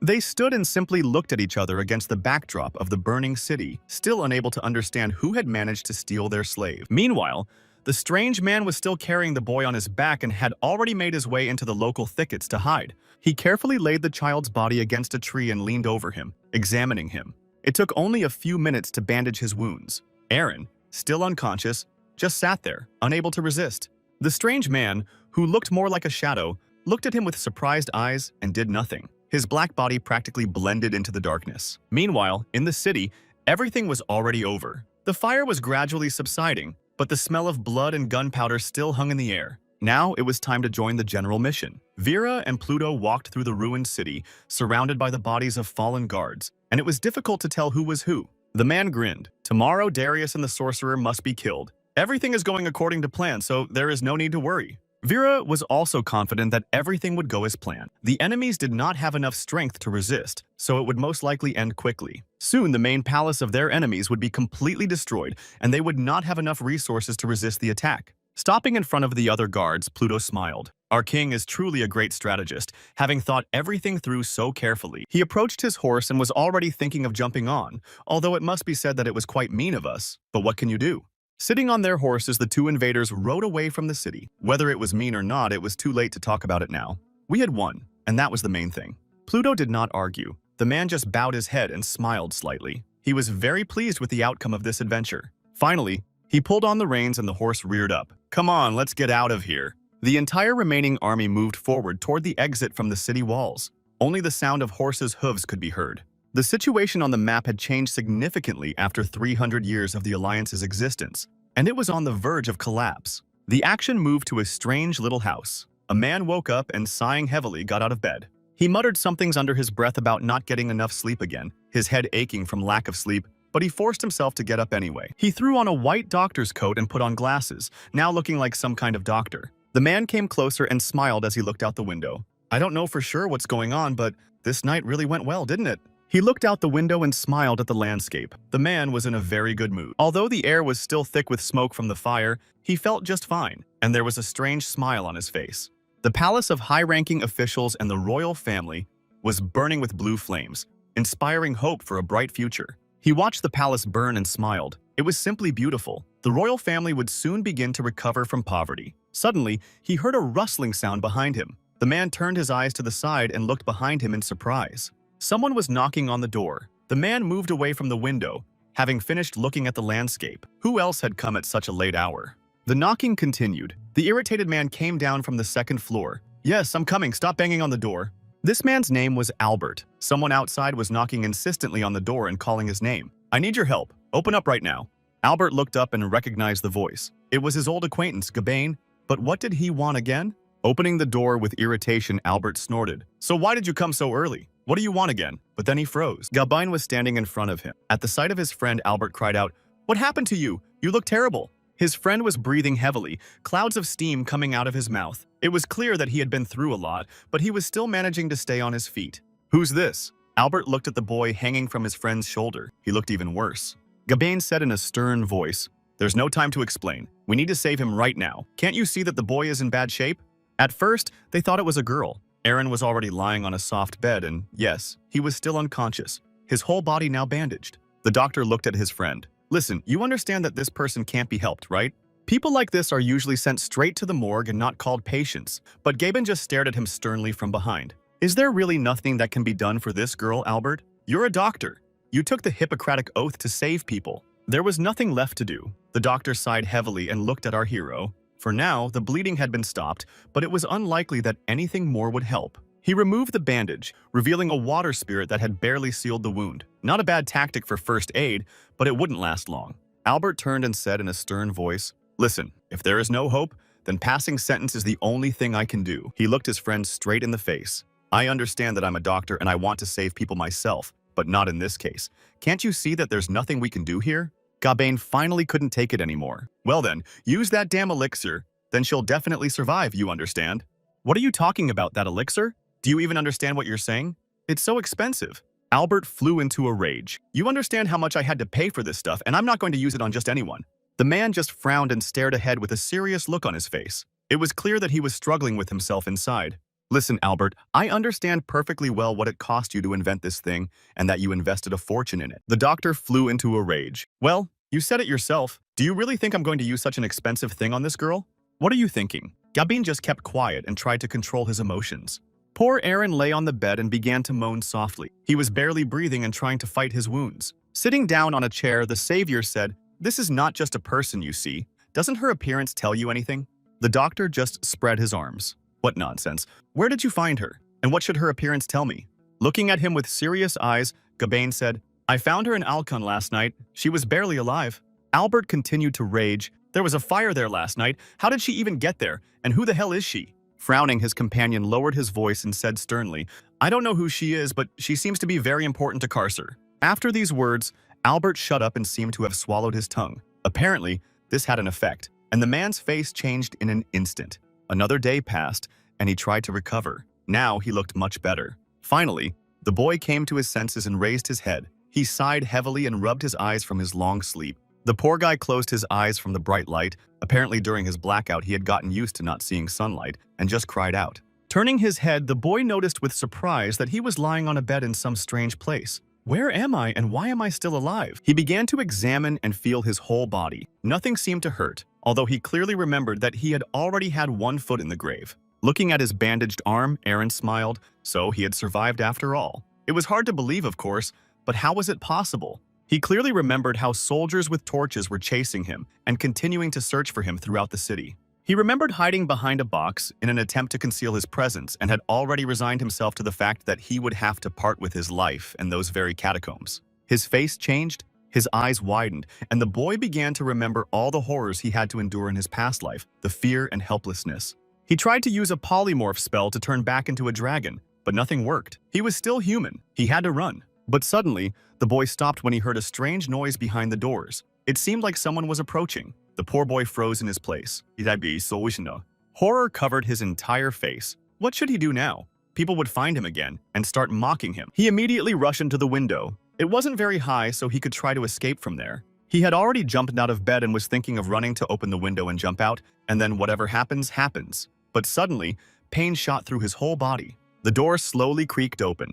Aaron froze in place, expecting the worst. He just sat on the bed and watched. Albert appeared in the room. The man was holding a cup with a spoon in his hands, apparently bringing him something to drink, and smiled. "Finally, you've come to your senses." He immediately poured some water into a cup. All this time, Aaron was watching the strange man's every move intently. The doctor sniffed the drink and snorted a little. His eyes were more tired than angry. Apparently, he hadn't slept again that night. The man handed the boy a glass of water. "Listen, if I were you, I wouldn't refuse anything." Our hero still looked at the strange man with distrust. Although he saw nothing suspicious, his past experience made him wary. The doctor smiled. "I can see that you're scared, boy. That's a normal reaction when you wake up in an unfamiliar place. Let me explain. My name is Albert. I'm a doctor. This is my home and also my hospital. I'm in charge of your treatment now." But even that didn't work on Aaron. He narrowed his eyes. All the people he had met before had seemed trustworthy at first, but then everything went as usual. "You have to be on your guard." Meanwhile, the doctor just sighed. "Well, I see you're not very talkative, kid." The door swung open and Gabain entered the room. The man immediately asked, "Listen, Albert, has that guy come to his senses yet or not?" Gabain looked ahead with a stern gaze that sent shivers down one's spine. Albert said that he had woken up but was still silent as a fish. Seeing such a scary man in front of him, Aaron was terrified. Who was this guy? He was so scary. Where did he come from? However, the big man looked at him with stern eyes. There was no malice or hostility in them, only interest. A voice was heard. The man said directly, "Now I'm going to ask you a few questions. Answer honestly." Still frightened, Aaron stepped back. Leaning over him, Gabain growled his name. "Why were you being chased? And how did you even end up there?" The poor boy froze and didn't even know what to say. This man was too insistent, and he still hadn't fully recovered. Finally, Albert intervened. "Listen, stop tormenting him. You're only scaring him. It won't make things any better." However, the knight did not relent. "Answer me. Why did Pluto want to destroy you with his own hands? I want to know." Looking at him, the boy didn't know what to say. He was in shock and discouraged, and was already preparing to either run away or fight with all his might. Finally, Albert couldn't take it anymore and pushed his friend away. "Calm down, will you? Can't you see the boy is in shock? Besides, he's still my patient." The doctor gave his friend a stern look, clearly implying that it would be better for him to shut up. Finally, Gabain calmed down, muttered an apology, and sat down with a thud on a nearby chair. The bewildered boy watched all this, completely unable to understand why this strange man had suddenly stopped shouting. Lowering his head, Gabain became as quiet as a mouse and said only one word. "You understand, Albert. I just can't forget." He grabbed his head. "You understand, on that day, my parents, friends, and brothers all burned to death, and I won't rest until I find those responsible." Albert just looked at his friend with understanding and didn't say a word. There was a moment of silence. The doctor put his hand on his shoulder and said calmly, "Yes, I remember everything perfectly well myself." All this time, our hero just watched what was happening. Who are these people? A minute ago, they were shouting, and now they're almost crying. But suddenly, a rumbling sound was heard. Aaron hadn't eaten in a long time, and his stomach suddenly began to growl treacherously. The men immediately stopped their heart-wrenching conversation and looked at him, and the boy began to speak. "I'd like something to eat." A few minutes later, there were several baskets and a plate on the table with bread, sausages, and some kind of salad. The boy was questioned. "Who are you?" Aaron repeated irritably, probably for the 100th time. "I'm telling you again, I'm a dragon," as he stuffed bread into his mouth. The doctor looked at him with skepticism. "Sure, right, and I'm the king. Okay, what's your name?" Hearing this, Aaron cheered up. "Oh, so you finally believe me, fools. I am a representative of the Red Dragon clan, one of the strongest. True, I am still very small." The guy's eyes lit up. "Now hear my name and tremble with fear. My name is Carcerin," the guy said triumphantly. "Well, do you finally understand, little people?" Finally, the rumbling stopped. Gabain couldn't take it anymore and slammed his fist on the table. "Enough of this nonsense. This is complete gibberish." The man started shouting, "If you're going to lie, at least make it convincing. There isn't a single dragon with that name." Our hero was indignant. "How should I understand this? I mean, no, I'm standing right here in front of you. Isn't that enough?" Albert intervened again and tried to calm his hot-headed friend. "Listen, let's calm down a little." The man looked at the patient standing next to him. "Let's hear his story. Maybe you can tell us again. How did you end up here? At least tell us something." Aaron looked at his rescuers, finally looking up from his food but still clutching a piece of bread in his hands, and then began his long and highly implausible story. The boy said that he had run away from home and met a strange orc. He talked about how he met Reek, how that man saved him and brought him to a beautiful city, and then how the scoundrel sold him into slavery. The two men tried to listen and at least understand the story, but it only gave them a headache. Gabin began to get angry again. Finally, he sat down and folded his arms in front of him. It was clear that this guy didn't understand much about what had happened, but still. The boy snorted, "Okay, I hope you found out everything you wanted to know because I have a lot of questions too. Try to explain." Gabin looked at him intently. The boy asked, "Why do you claim that there is no dragon with my name?" Looking at him, the man became a little quieter. "You see, kid, Albert and I lived not far from a pass called Al Creed. Although people tend to avoid that area because of dangerous monsters, there are a couple of villages on the outskirts that are quite safe. Our town was one of them. Life in that town was peaceful and quite safe. People were happy, and we prospered. Until one terrible day when the village burned down completely, along with the people, leaving only ashes and pain behind. Hearing that an enraged dragon was flying nearby at that very moment, our hero fell silent and looked at the strange man with interest. Albert appeared nearby and lowered his head. His friend continued, "We were very lucky then. We were boys and escaped at the last moment." Gabin continued, "Thanks to the forest spirits, we were able to find out what happened then. There were no survivors. You see, in that terrible tragedy, it was not the dragon that was to blame, as everyone believes. It was a man." The man continued, "That day, I awakened my abilities and was able to communicate with the spirits. They told me the truth. People started a fire here. Since then, we have been wandering aimlessly around the world." Aaron continued. He listened attentively and, for the first time in his life, did not interrupt. And at that moment, Gabin heard a song from a wandering bard about a red dragon with the same name as you, who had taken control of the pass. The terrible dragon burned the entire village to ashes and took the souls of those innocent inhabitants with him. That's exactly what the song said.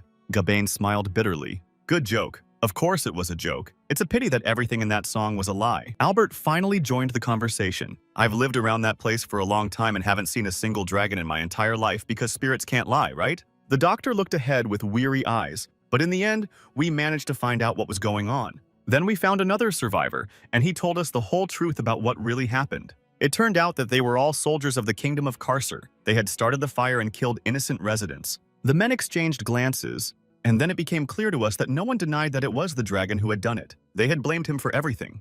From the very beginning, the fierce dragon was just a fabrication of the kingdom to shift all the blame and whitewash themselves. The doctor clenched his teeth in rage. Since then, the kingdom had been preparing an invasion plan for another decade. Our hero just sat there silently while the doctor tried to control his emotions. The boy just sat there and remembered all the events, which is why in the book he read with Reiko in the tavern, there were so many pages about him. Everything in it was originally fiction, but now everything fell into place, and he was simply hung with a non-existent guilt. The boy thought about it then. It turns out that he had never seen these people either, right? His eyes suddenly widened. If I'm just a fictional dragon, how could they have determined my name so accurately? Okay, never mind. The doctor sighed heavily. Besides, our original goal of kidnapping the princess has failed. As you can see, he placed a cup of steaming tea in front of the boy. "Aaron, you came here instead of the princess, right? Apparently, she is somewhere else now." Finally, Gabin got up from his seat and leaned on the table. "It turns out we didn't achieve anything, but at least we found out that the kingdom had a fake princess." Our hero took a few sips of the fragrant tea, which he found incredibly delicious, and continued to listen attentively. Finally, Gabin said he was going out for some fresh air. Albert looked at him with surprise and cried out. He wanted to follow his friend, but when he met our hero's gaze, he stopped right at the door and froze in place. "Let's go check your wounds, buddy." Meanwhile, Gabin was walking through the streets of the city, where there used to be many people, but now there was only emptiness and the smell of smoke and gunpowder in the air. Just last night, life was bustling here, but now nothing would be the same as before, only burnt houses and emptiness. The man stopped near a sign. It was a tavern, where he often liked to relax in peacetime, but now everything was different. He threw open the door and went inside. The smell of smoke had seeped even here, and now, instead of beer and delicious drinks, there was only emptiness. An old bartender with a thick beard was standing at the counter, wiping a plate. He immediately recognized Gabin. "Listen, buddy, you must have some business here since you came in." The man leaned toward the merchant. "Something happened here yesterday, and you're still working on a day like this?" The bartender just smiled. "It's not so bad for ordinary people." He looked behind his friend. "See for yourself, it's so early. There are even customers here." Indeed, at the next table sat several men dressed in knight's armor, having breakfast and talking among themselves. "I wonder if the guards who are inside the castle walls will come, or if we won't see them now." The people continued to eat. Gabin just glanced at them, and the bartender continued, "Most likely. They ran away in the general commotion, although it doesn't matter anymore." Two men were talking, one of them shouting, "You can't imagine what the battle was like. I saw it all with my own eyes." Approaching them, Gabin growled, Sorry to interrupt you. Can I buy you a drink? The men immediately turned to him. As soon as they saw such a terrifying man next to them, they instantly sobered up. Where did he come from? Who is he? One of the guards looked closely and brought his alcohol-flushed face closer. Wait a minute. I think I recognize him. It's the legendary Gabain himself. What luck to meet him in a place like this. The men began to whisper. Is it really the legendary mercenary? Look at him. He's huge. It's definitely him. The man just exhaled. Thank you for recognizing me. It's nice that people still remember me. In fact, there were 4 great mercenaries in the entire kingdom, including Gabain and Rake, whom we all know well. They were legendary mercenaries. The man raised his hand and asked the owner of the establishment for a few more mugs of hot drink. He sat down opposite the 2 guards and said, "Well guys, let's start from the beginning if you're so eager. I'll be happy to listen." The guards exchanged glances and smiled. Really, who would have thought? We should have guessed right away that you weren't just talking to us. The bartender was already approaching with 3 mugs of alcohol and food under his nose, smiling and twitching his small mustache. The drunken and cheerful guards began to tell everything that was on their minds, about the destruction of the capital, about the fact that the messengers had been declared imposters. And it turns out that it was all the work of Pluto and Vera, the very dragon slayers of legend, who were now declared state criminals. The man, red from alcohol, said, "Of course it's a pity, but those guys fought with dignity and they deserve credit for that." But you know what was strange? The enemy soldiers were wearing some kind of strange armor that literally bounced arrows off them and couldn't be wounded. An experienced mercenary immediately understood what was going on. The invaders' armor was covered with dragon scales. That's why they were invulnerable. Downing a mug of alcohol, one of the guards said, "Well, the king is already in the next world, and so is his heir." In one day, the whole country literally collapsed. The man sighed heavily. You know, if I had heard about this by accident, I probably wouldn't have believed it. How did they even manage to cross the pass? The mercenary watched them and listened carefully to every word, trying to understand what was being said. Another guard also laughed. "You're right, buddy. When I first heard about it, I immediately thought this man had gone mad." The man smiled, his cheeks reddening even more from the drink, and he was already tapping his mug, asking for more. The mercenary looked at them with serious eyes and got up from the table. He had already heard everything he needed to hear. The man slammed his hands on the table, almost knocking it over. "I've paid for everything, so eat and drink as much as you want." The guard waved his hand. They continued drinking, and the mercenary turned and headed for the exit. The information had been obtained. The man was still thinking. It seemed that these people had brought some pretty impressive guys with them, which explained a lot. Meanwhile, in this small town, life went on as usual, as if there had been no invasion at all. Everything looked quite peaceful. Our hero, meanwhile, was extremely surprised. He never thought that this elixir would have such an amazing effect on the body. There was not a single scratch. He got dressed and was still smiling, rejoicing in his happiness. Not even a day had passed, and there was not a single mark on his body, which was strange. The doctor racked his brains trying to figure out how this could have happened. This boy was definitely not an ordinary person. The human body cannot recover so quickly. Hearing this, Aaron laughed. "I told you I'm not human. Now you finally believe me," he said, his yellow eyes flashing. Albert just spread his arms. "Yes, Mr. Dragon. Now I truly believe in your supernatural abilities." But then the man stopped and turned his eyes to the boy. "Then tell me this, Dragon. Why don't you return to your true form?" And immediately the boy froze in place, his eyes wide open. It seemed that he had been touched on a sore spot. Indeed, he could not return yet. "I have the same question. Something is interfering with the flow of my mana and I can't transform back. That's the problem." The doctor looked at him in surprise. But then Albert smiled, adjusting his glasses. "Where have you ever seen a dragon that can't control its own mana? I've never heard of anyone having difficulty with this process." The boy shuddered and moved away, even a little offended. "How did you even find out about this?" The boy jumped up and poked the doctor with his finger. Albert smiled. "I once wanted to become a wizard, but it was too difficult, so I quickly gave up." The doctor smiled a strange smile. "Unlike you, Mere Dragon, I haven't forgotten how to do it." The guy flew into a rage and gritted his teeth. "How dare you mock me? If I had the strength, I would prove everything to you right now, but I don't." Finally, the door flew open and the mercenary appeared in the doorway. He was out of breath and cried out, "Albert, where did you go?" The doctor looked at his companion. "Oh, you're here. Come on, tell me. You look like something important is going on. I'm listening."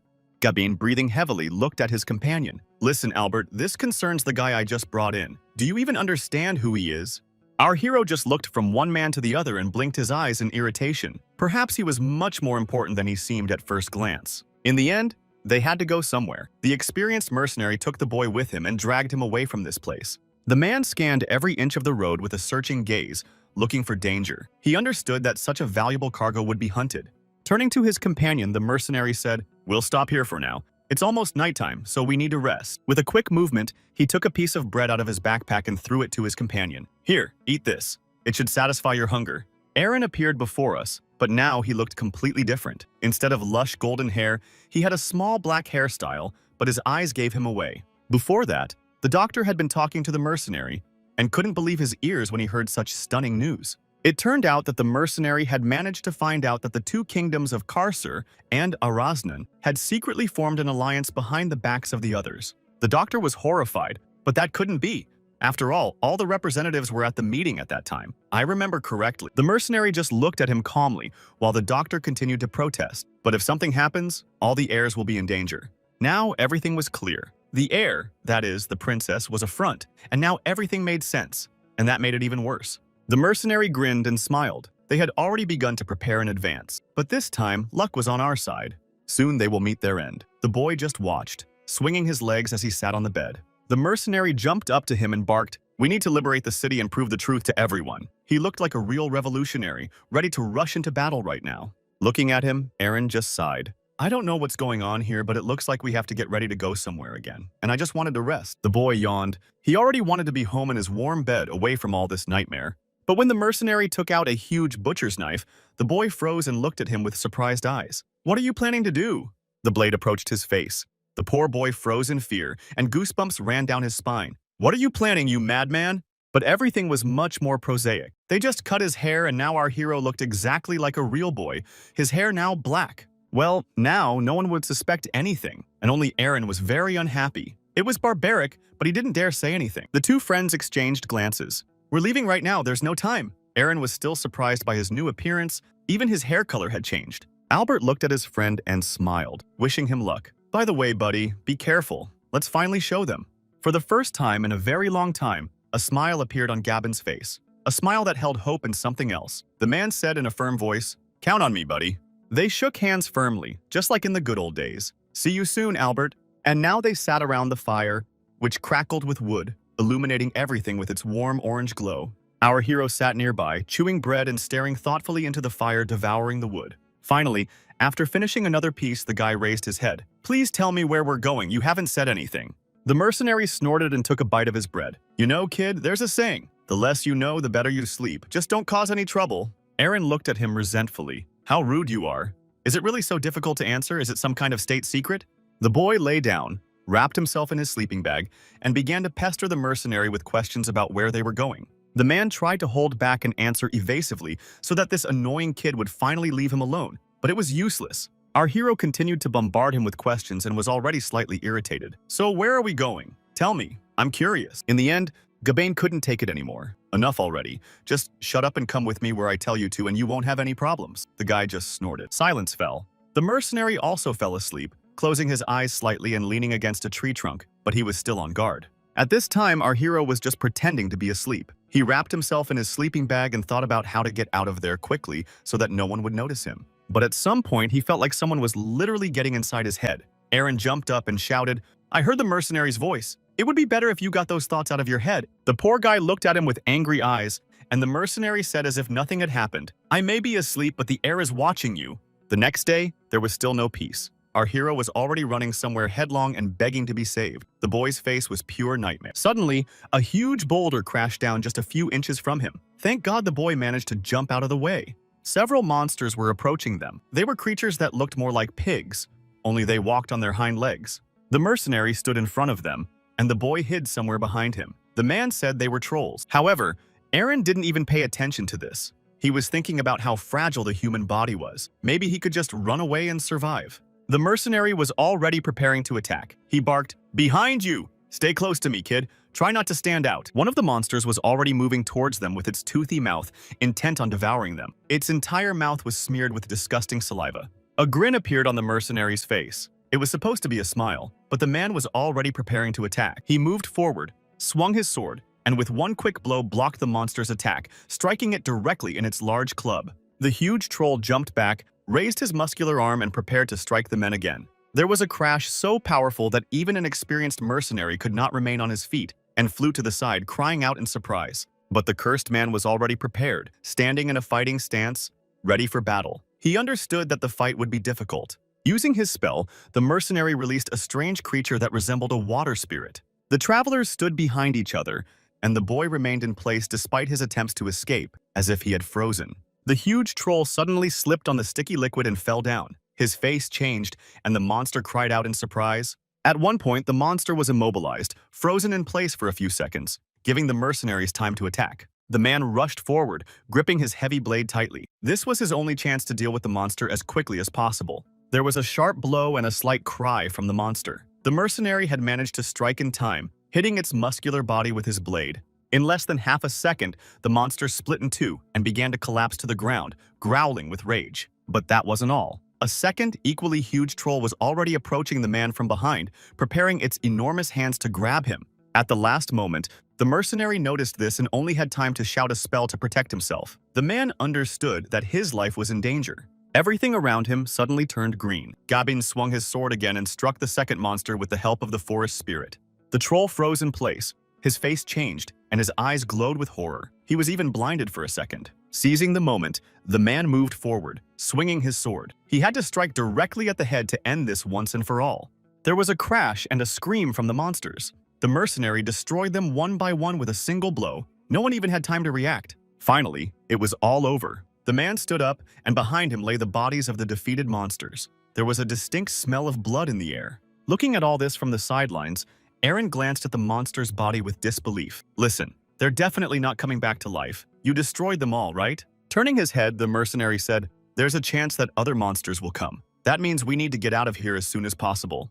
Let's get moving." The day was already coming to an end. The travelers set up a small camp at the foot of the mountain again and lit a fire. Our hero just sat and stared into the fire, just like before. He was pretty exhausted. The day had turned out to be more difficult than he had expected. While the mercenary was cleaning his blade, Aaron looked at him. "Excuse me, sir, but I'm very thirsty." The man glanced at him. A second later, the boy was holding a small clay mug. The man stood and looked at him for a few seconds. Then it finally dawned on him, and Aaron began to rage. "It's just a mug. I can go get water myself. At least tell me where the spring is."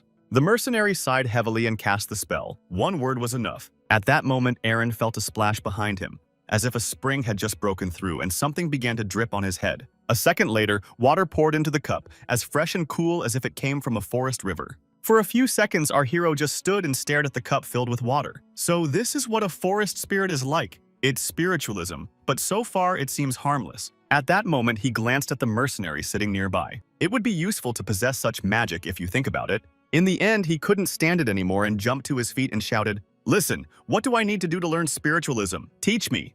Gabin finally looked away from his weapon and sighed. Even though it's called a skill, it can't be learned. It's an innate ability. But the boy didn't give up. He pointed to his chest and said, "Listen, maybe I have such skills too.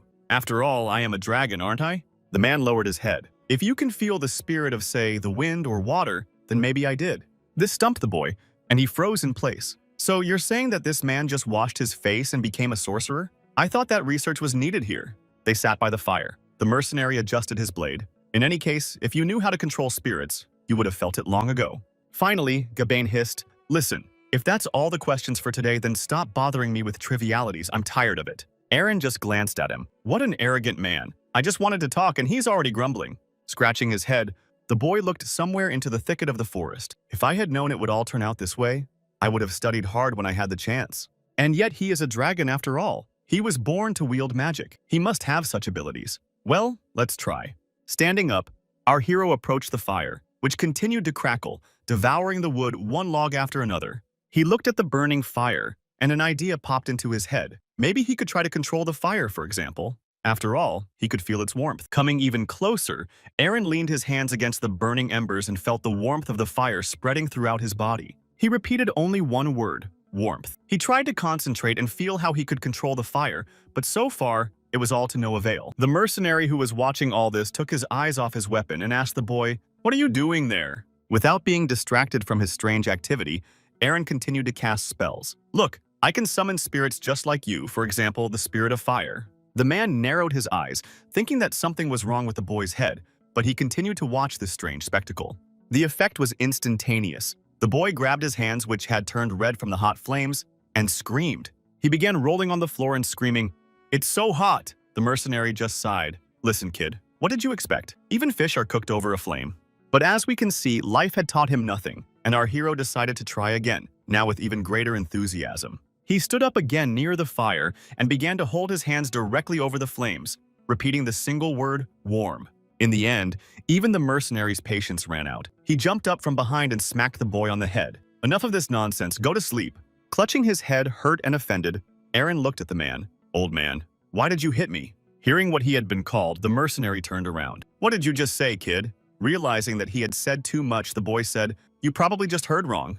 In the end, our hero went to bed. He had to try again. It had to work. He hadn't given up on the idea of mastering fire magic. Turning his head, Aaron noticed that the mercenary wasn't even going to sleep. He looked at the man with surprised eyes. Are you even going to sleep? It seemed to me that lying down would be more comfortable, but the mercenary just sat down leaning against the wall. He sighed heavily. If I fall asleep, the monsters around me will think I'm defenseless and attack. This area looks peaceful, but I can't let my guard down. Stop talking and go to sleep. Our hero just snorted and covered himself more tightly with the blanket. He was already tired of this meaningless conversation. He tried to fall asleep, but he kept thinking about the damn old man who was constantly grumbling about everything he did that he didn't like. And I don't even know where we're going. The mercenary continued to sit with his eyes closed, even though he was protecting Aaron, of course. But how dare he treat him like that? Finally, with heavy thoughts, the boy finally fell asleep and began to snore. In the end, he finally got tired and shut up. At night, while the others were sleeping, something very strange began to happen. The fire, which had been crackling peacefully with wood, flared up. Aaron woke up immediately. The mercenary was also awake and had already grabbed his sword. The boy shouted about what was happening. And then the most unexpected thing happened. A huge pillar of fire rose straight out of the flames and turned into a real explosion. The boy jumped aside in surprise and almost flew into the wall. The fire was so strong that he couldn't even stay on his feet. Even the mercenary did not understand what was happening. This pillar of fire appeared literally out of nowhere, and the boy was already tumbling upside down. The two travelers froze in place when their neat campfire turned into a real blaze that threatened to turn into a fire. Coming to his senses, Aaron began poking the fire with his finger. Uncle, look, I did it. I tried hard and it worked out just like I told you. The mercenary froze in place and stared ahead in bewilderment. It was the spirit of fire, there could be no mistake, only it wasn't unusual at all. The man summoned the spirit of water to somehow protect himself and the boy from the flames. They were covered by a thin veil of water that began to evaporate. The experienced mercenary felt his whole body burning from the flames. This was a very unusual spirit. It was much stronger than the others. A strange creature appeared before them. It was the king of the fire spirits. First, his eyes appeared, and then his eyebrows, which were incredibly thick, if you could call them that.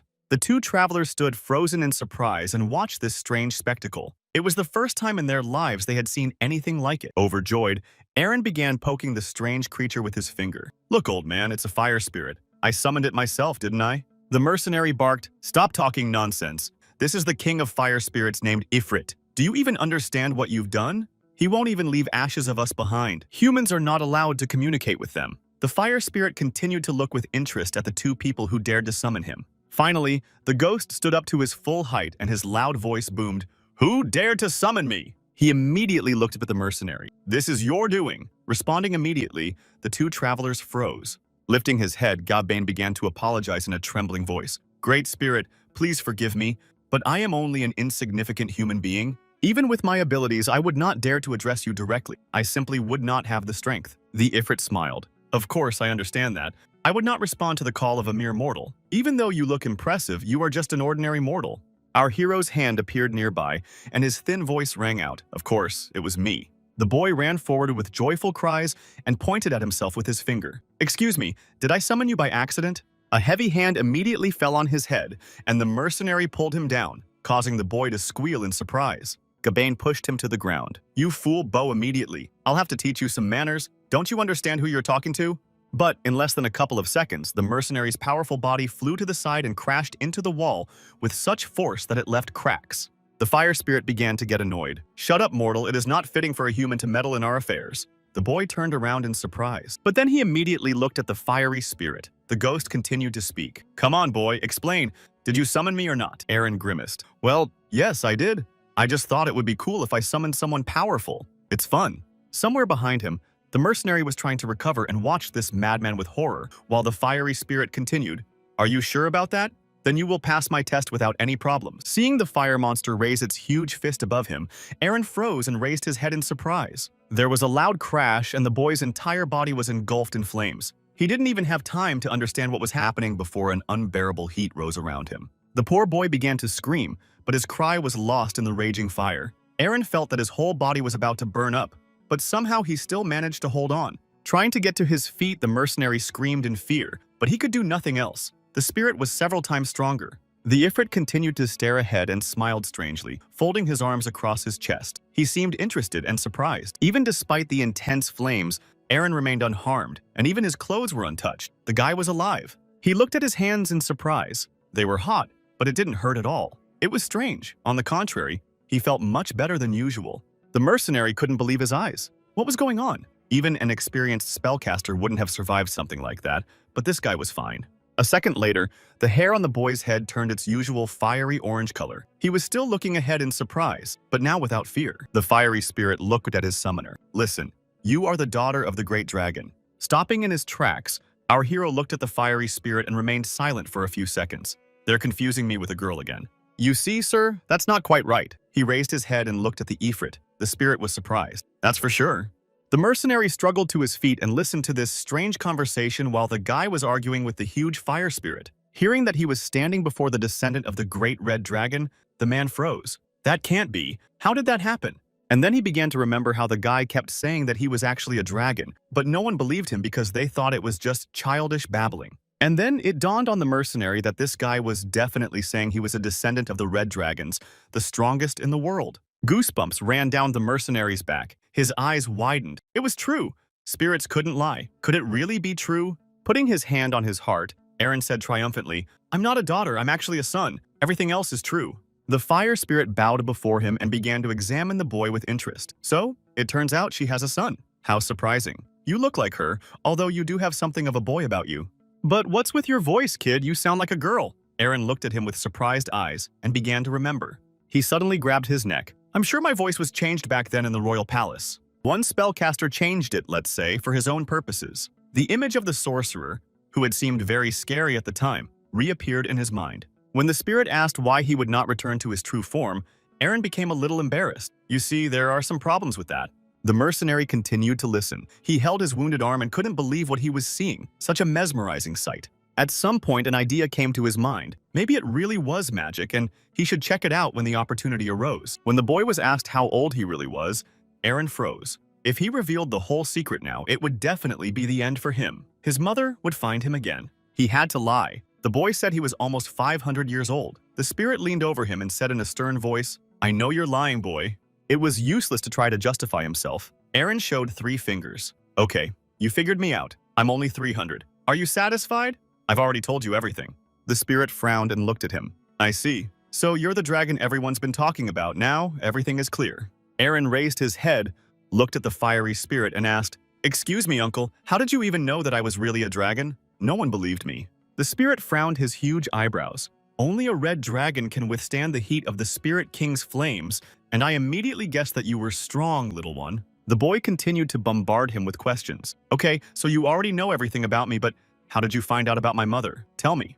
You see, boy, you look too much like her in human form, so I immediately guessed that you were her daughter. Well, her child, you understand. With his hands behind his back, Eren began to think. He just used the books from the library, that's why it turned out so similar. But suddenly she guessed something. You said that dragon, so what does that mean? The spirit narrowed his eyes. So you really don't know. Well, okay. You're the first dragon in history to run away from home?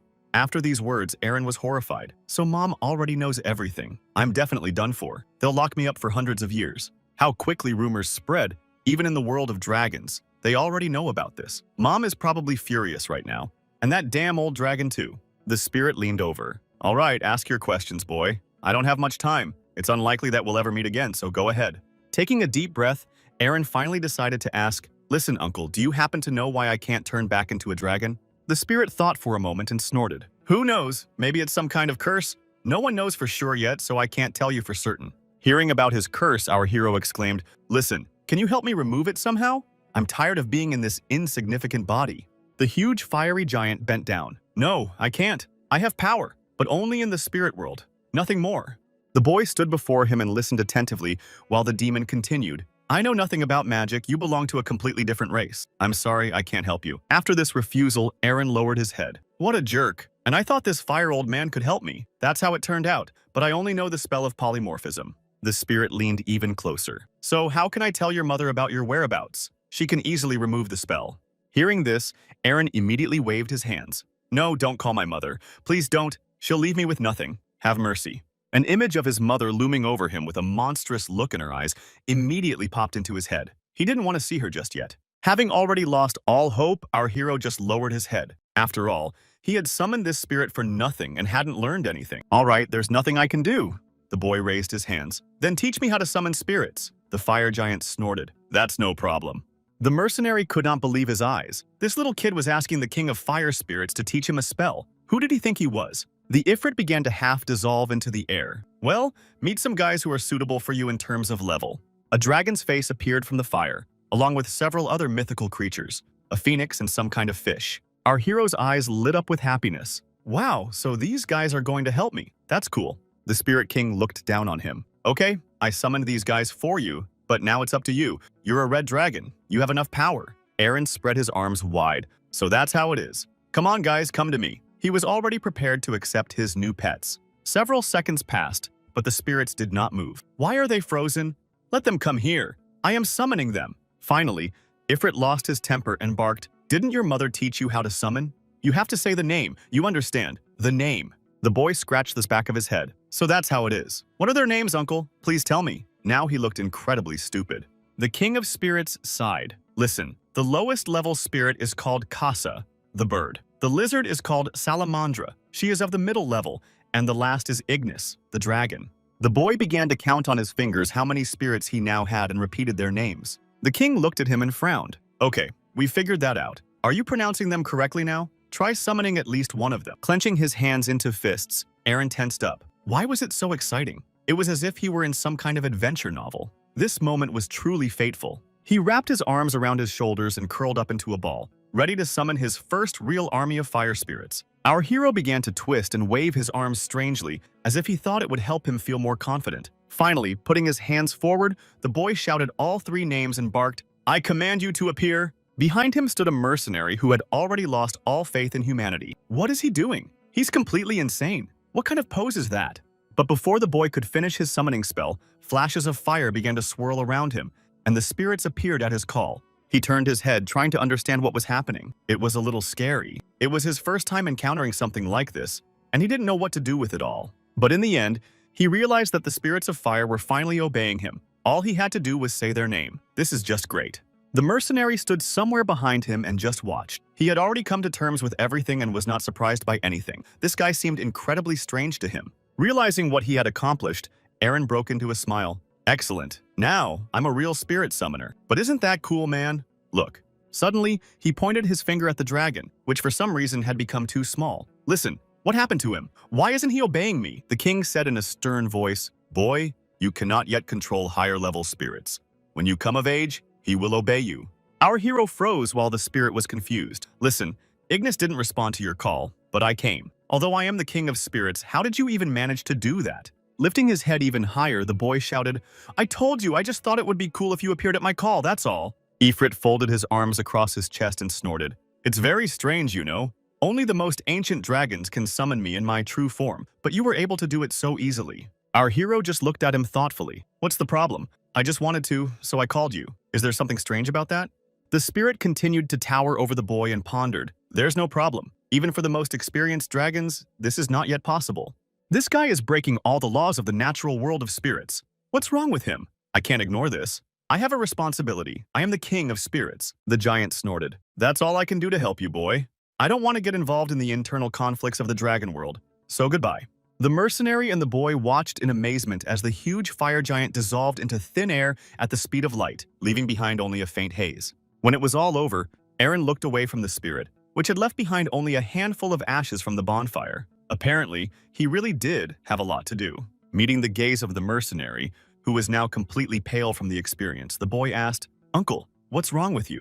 The man stood frozen, staring wide-eyed at Aaron. So you really are a dragon, then? The boy just snorted indignantly and folded his arms across his chest. I've told you about this 100 times, but you always ignored me and didn't believe me. There was a pause between them that felt like it lasted several centuries. The mercenary still didn't know what to do after what he had experienced. Suddenly, there was a loud crash as if someone had fallen. Eren turned his eyes to the side and froze in place. A huge man knelt before him on one knee like a knight swearing allegiance to his king. He bowed his head, his voice becoming much quieter, and now he looked completely submissive. Gawain began to speak. Lifting his head, he shouted, "Allow me to serve you faithfully from now on, O great Eren, descendant of the Red Dragons." Hope burned in the man's eyes. After such a sudden change, our hero was even a little confused. He stepped back and blinked his large eyes. "What are you talking about?" The mercenary continued, placing his hand on his heart. "Accept my oath. I beg you. From now on, I pledge to serve you faithfully and truthfully." The boy still did not understand anything. The mercenary was shaking so much that his fingers left furrows in the ground. He kept repeating one thought in his head: if only he could carry out his little revenge. Taking his sword in his hands, the man barked, "I am Kurt Cobain. I swear to serve you with eternal loyalty." He now really looked like a true knight. Looking at this strange event, Eren didn't know how to react. The man's mood changed in an instant, and he was no longer grumbling strangely. Finally, it began to dawn on him, and our hero exclaimed to himself, "Wow, that's so cool. I thought that only happened in books."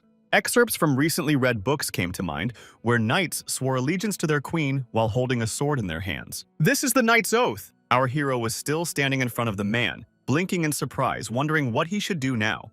The boy cringed. He really wasn't dreaming. This was all happening for real. Kurt looked at him and asked, "Sir, is something wrong?" Clearing his throat, Eren tried to pull himself together. Calm down, he thought. Just like kings behaved in heroic stories, he had to live up to the image. He held out his small, pale hand. Kurt looked up and stared in surprise. "What do you want, kid?" The man cringed. What was he thinking? Shouldn't this guy just take the sword as a sign of my loyalty and that's all he expects? Our hero was still standing with his hand outstretched. Kurt pondered, but I can't just correct him. Although on the other hand, dragons have never accepted oaths. Oh well, I'll have to improvise. The man bowed his head and resigned himself to the shame he would have to endure. He took the boy's hand and touched it with his rough lips, uttering the oath, "I swear eternal loyalty to you." From the outside, it looked comical. However, our hero seemed to like everything. He just stood there and smiled broadly, now thinking that he was a real king. Well, or whatever they say. They sat by the fire and talked. Kurt told them that he wanted to take his revenge. "You heard our conversation, sir, so you know what's going on." With his hands behind his back, Eren was already lying in his sleeping bag. Yes, I did suffer serious injuries in that fire after all. It had only been a little over 3 months since our hero had become human, and in that time he had experienced so many interesting things. He was even dressed up as a princess and forced to take part in a conspiracy. But the coolest thing was probably sailing on a ship. It was quite fun. When he was a princess, it was quite fun. But when he was a dragon, everything was boring and monotonous. And now, look how everything has turned out. In the end, the guy jumped up. "Wait, I should also hate Cersei and take revenge," Kurt snorted. "Yes, if you want to." It seems that Eren only got more excited. "Great, let's take revenge then. I've become stronger, so I'll go and just burn all these nasty people." "So what's our plan?" Kurt just looked at him with a weary gaze. After all, he's just a child. He thinks it's all a game. According to the information, Kurt's hometown was destroyed by order of the king and his daughter, the very princess you were disguised as. Therefore, the main targets are the king and the princess, but it's not so easy to get to them with the dragon slayers around. Eren listened carefully and grew angrier with every passing second. "They want to make a carpet out of him. How is that permissible?" The mercenary ended his story with the words, "If you, sir, find a way to return to your true form, we will easily be able to crush our enemies." But the boy immediately put his hand forward. "No, it's too early. I've become strong enough now, and I have a partner. There's no need for my mother to find me so quickly." He jumped out of his sleeping bag. "Listen, Kurt, do you happen to know a wizard who could help me instead of taking me home?" The mercenary did not argue. "Yes, sir. I know a wizard who is currently working in a neighboring town. We can head there." Our hero beamed with joy. "Great, let's go there. Our next destination is the wizard from the city of Libid. Let's hurry." The mercenary sighed. It was time to lay all his cards on the table. "Excellent, let's do that." The man did not argue. He raised his head and said loudly, "But sir, we were headed there from the very beginning, so our goals coincide." Then everything went on as usual. The guys sat around the campfire and our hero tried to control his new spirits. He was getting better at it. The boy trained his bird, Casa, a small fire phoenix that flew around him and obeyed his every command. Kurt had just returned with a new batch of branches and looking at the boy sighed, "Sir, I don't mind your games, but at least take off your cloak." The child just laughed. "There's no need to worry, he won't burn me. Don't be afraid, he's my pet now." The mercenary just sighed and glanced at the boy, but still did not argue. It seemed strange to him, but even somehow peaceful. Folding the brushwood, the man exhaled. You know, sir, you're not at all like the dragons I knew. You're more like an ordinary person. In response, Aaron just laughed. Well, yes, I'm just a dragon. You can be sure of that. You've already seen for yourself. Picking up 2 stones, the mercenary began to try to start a fire. He kept thinking about what had happened. It turned out to be not as easy as it seemed at first glance. Seeing Kurt's unsuccessful attempts to start a fire, Aaron became enthusiastic. You want to start a fire? I'll help you. He waved his hand and summoned a salamander with a single movement. I'm a fire mage now, so it won't be a problem. A fiery lizard appeared out of thin air and immediately moved towards the fire. The mercenary wanted to stop it, but it was too late. In a matter of seconds, Kurt's face was covered in soot. Oops, it seems someone got a little carried away. Seeing this, our hero immediately cried out, "Oh, I'm sorry, I didn't mean to."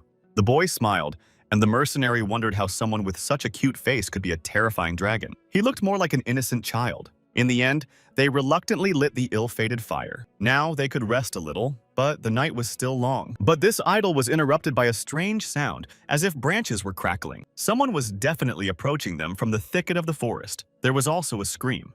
The travelers immediately turned toward the forest and listened. The scream came from somewhere far away and seemed to be moving. The mercenary immediately became alert. It seemed that a person had fallen into a monster's trap. Although it was rare for anyone to attack people here, you never know. Hearing this, our hero immediately became excited. Well, let's go save the poor guy. We can't just leave him alone in trouble. Kurt looked at him as if to ask, are you completely out of your mind? But then again, he was just a child, so what else could be expected of him?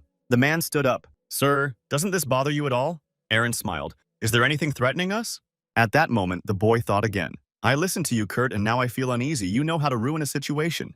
The mercenary looked into the thicket of the forest. Of course, he didn't want to risk his life now, when the plan was at stake, but he wanted to help if possible. A plan formed in the man's head. What if we build a fire on the other side and go in the opposite direction? That might help. Suddenly, the boy said it would be better if the monster quickly devoured this man. Kurt flew into a rage at what he had just said. With sincere incomprehension, he asked, what did I say that was wrong? Wouldn't it be better if the problem solved itself and we didn't get involved? The mercenary flew into a rage but tried to control himself, his teeth gnashing with anger at how anyone could think so recklessly. Aaron continued to stare ahead with innocent eyes, as if he genuinely did not understand what he had said wrong. Suddenly, there was a crackling sound from the thicket, and the silhouette of a girl appeared. She was running headlong forward and asking for help. She lost her footing, stumbled, and flew straight into the mercenary's arms. Kurt didn't react immediately, but he caught the girl in time, preventing her from falling. The poor girl in tears began to beg, "Please save me. Monsters are chasing me.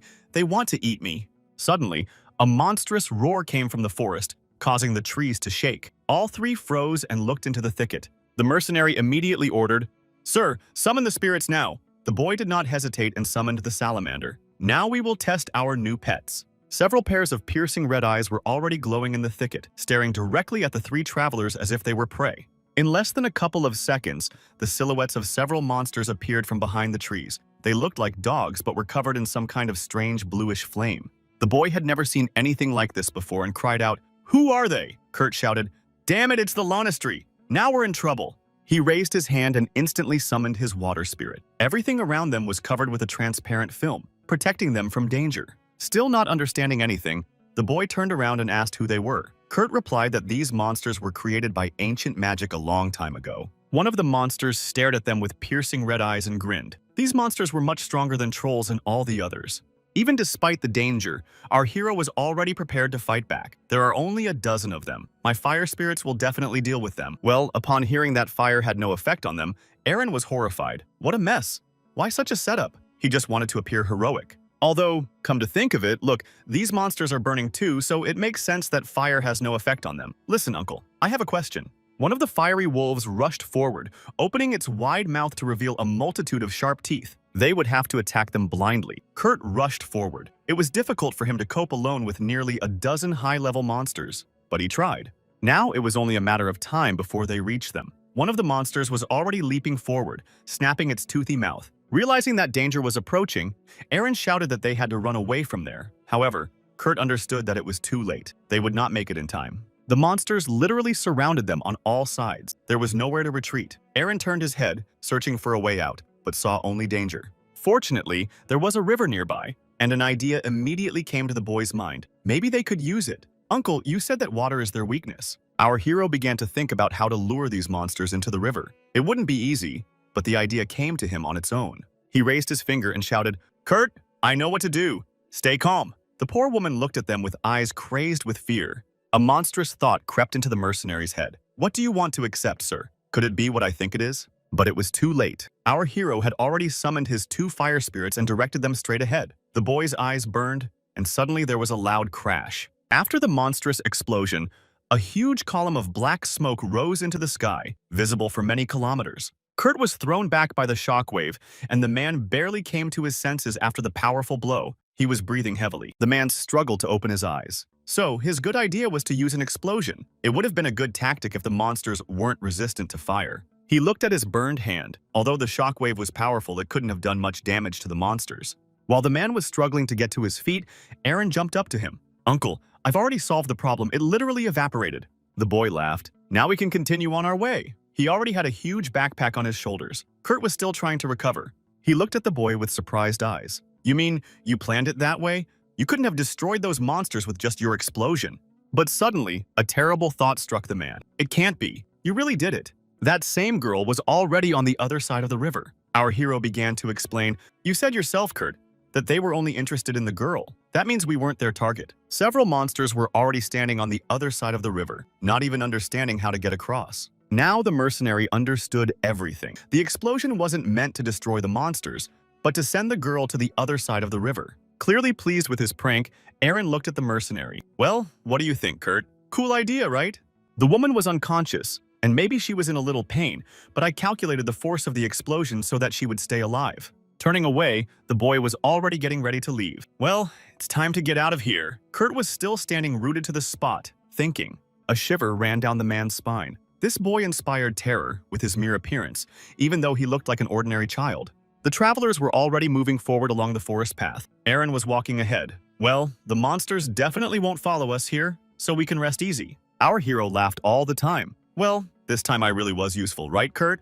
The mercenary just walked silently beside him with his head down. Suddenly, Aaron heard the man call his name, stopped and turned his head, still smiling broadly. Stopping, Kurt asked in a weak voice, "Sir, please tell me why you did that." The boy looked at him. He sincerely did not understand what he had done wrong. "What are you talking about, Kurt? I helped get rid of the monsters." The mercenary finally couldn't take it anymore. "Yes, that's not what I'm talking about." His voice was now loud, mixed with bitterness and some kind of resentment. The boy looked at him with surprised eyes, completely unable to understand what was going on and why this old man was grumbling again. Kurt lowered his head and sighed. "Yes, you helped save this girl from the monsters, but she is apparently badly injured, and the likelihood that she will soon pass away is too great." The man sighed heavily. "So he wasn't wrong about this kid.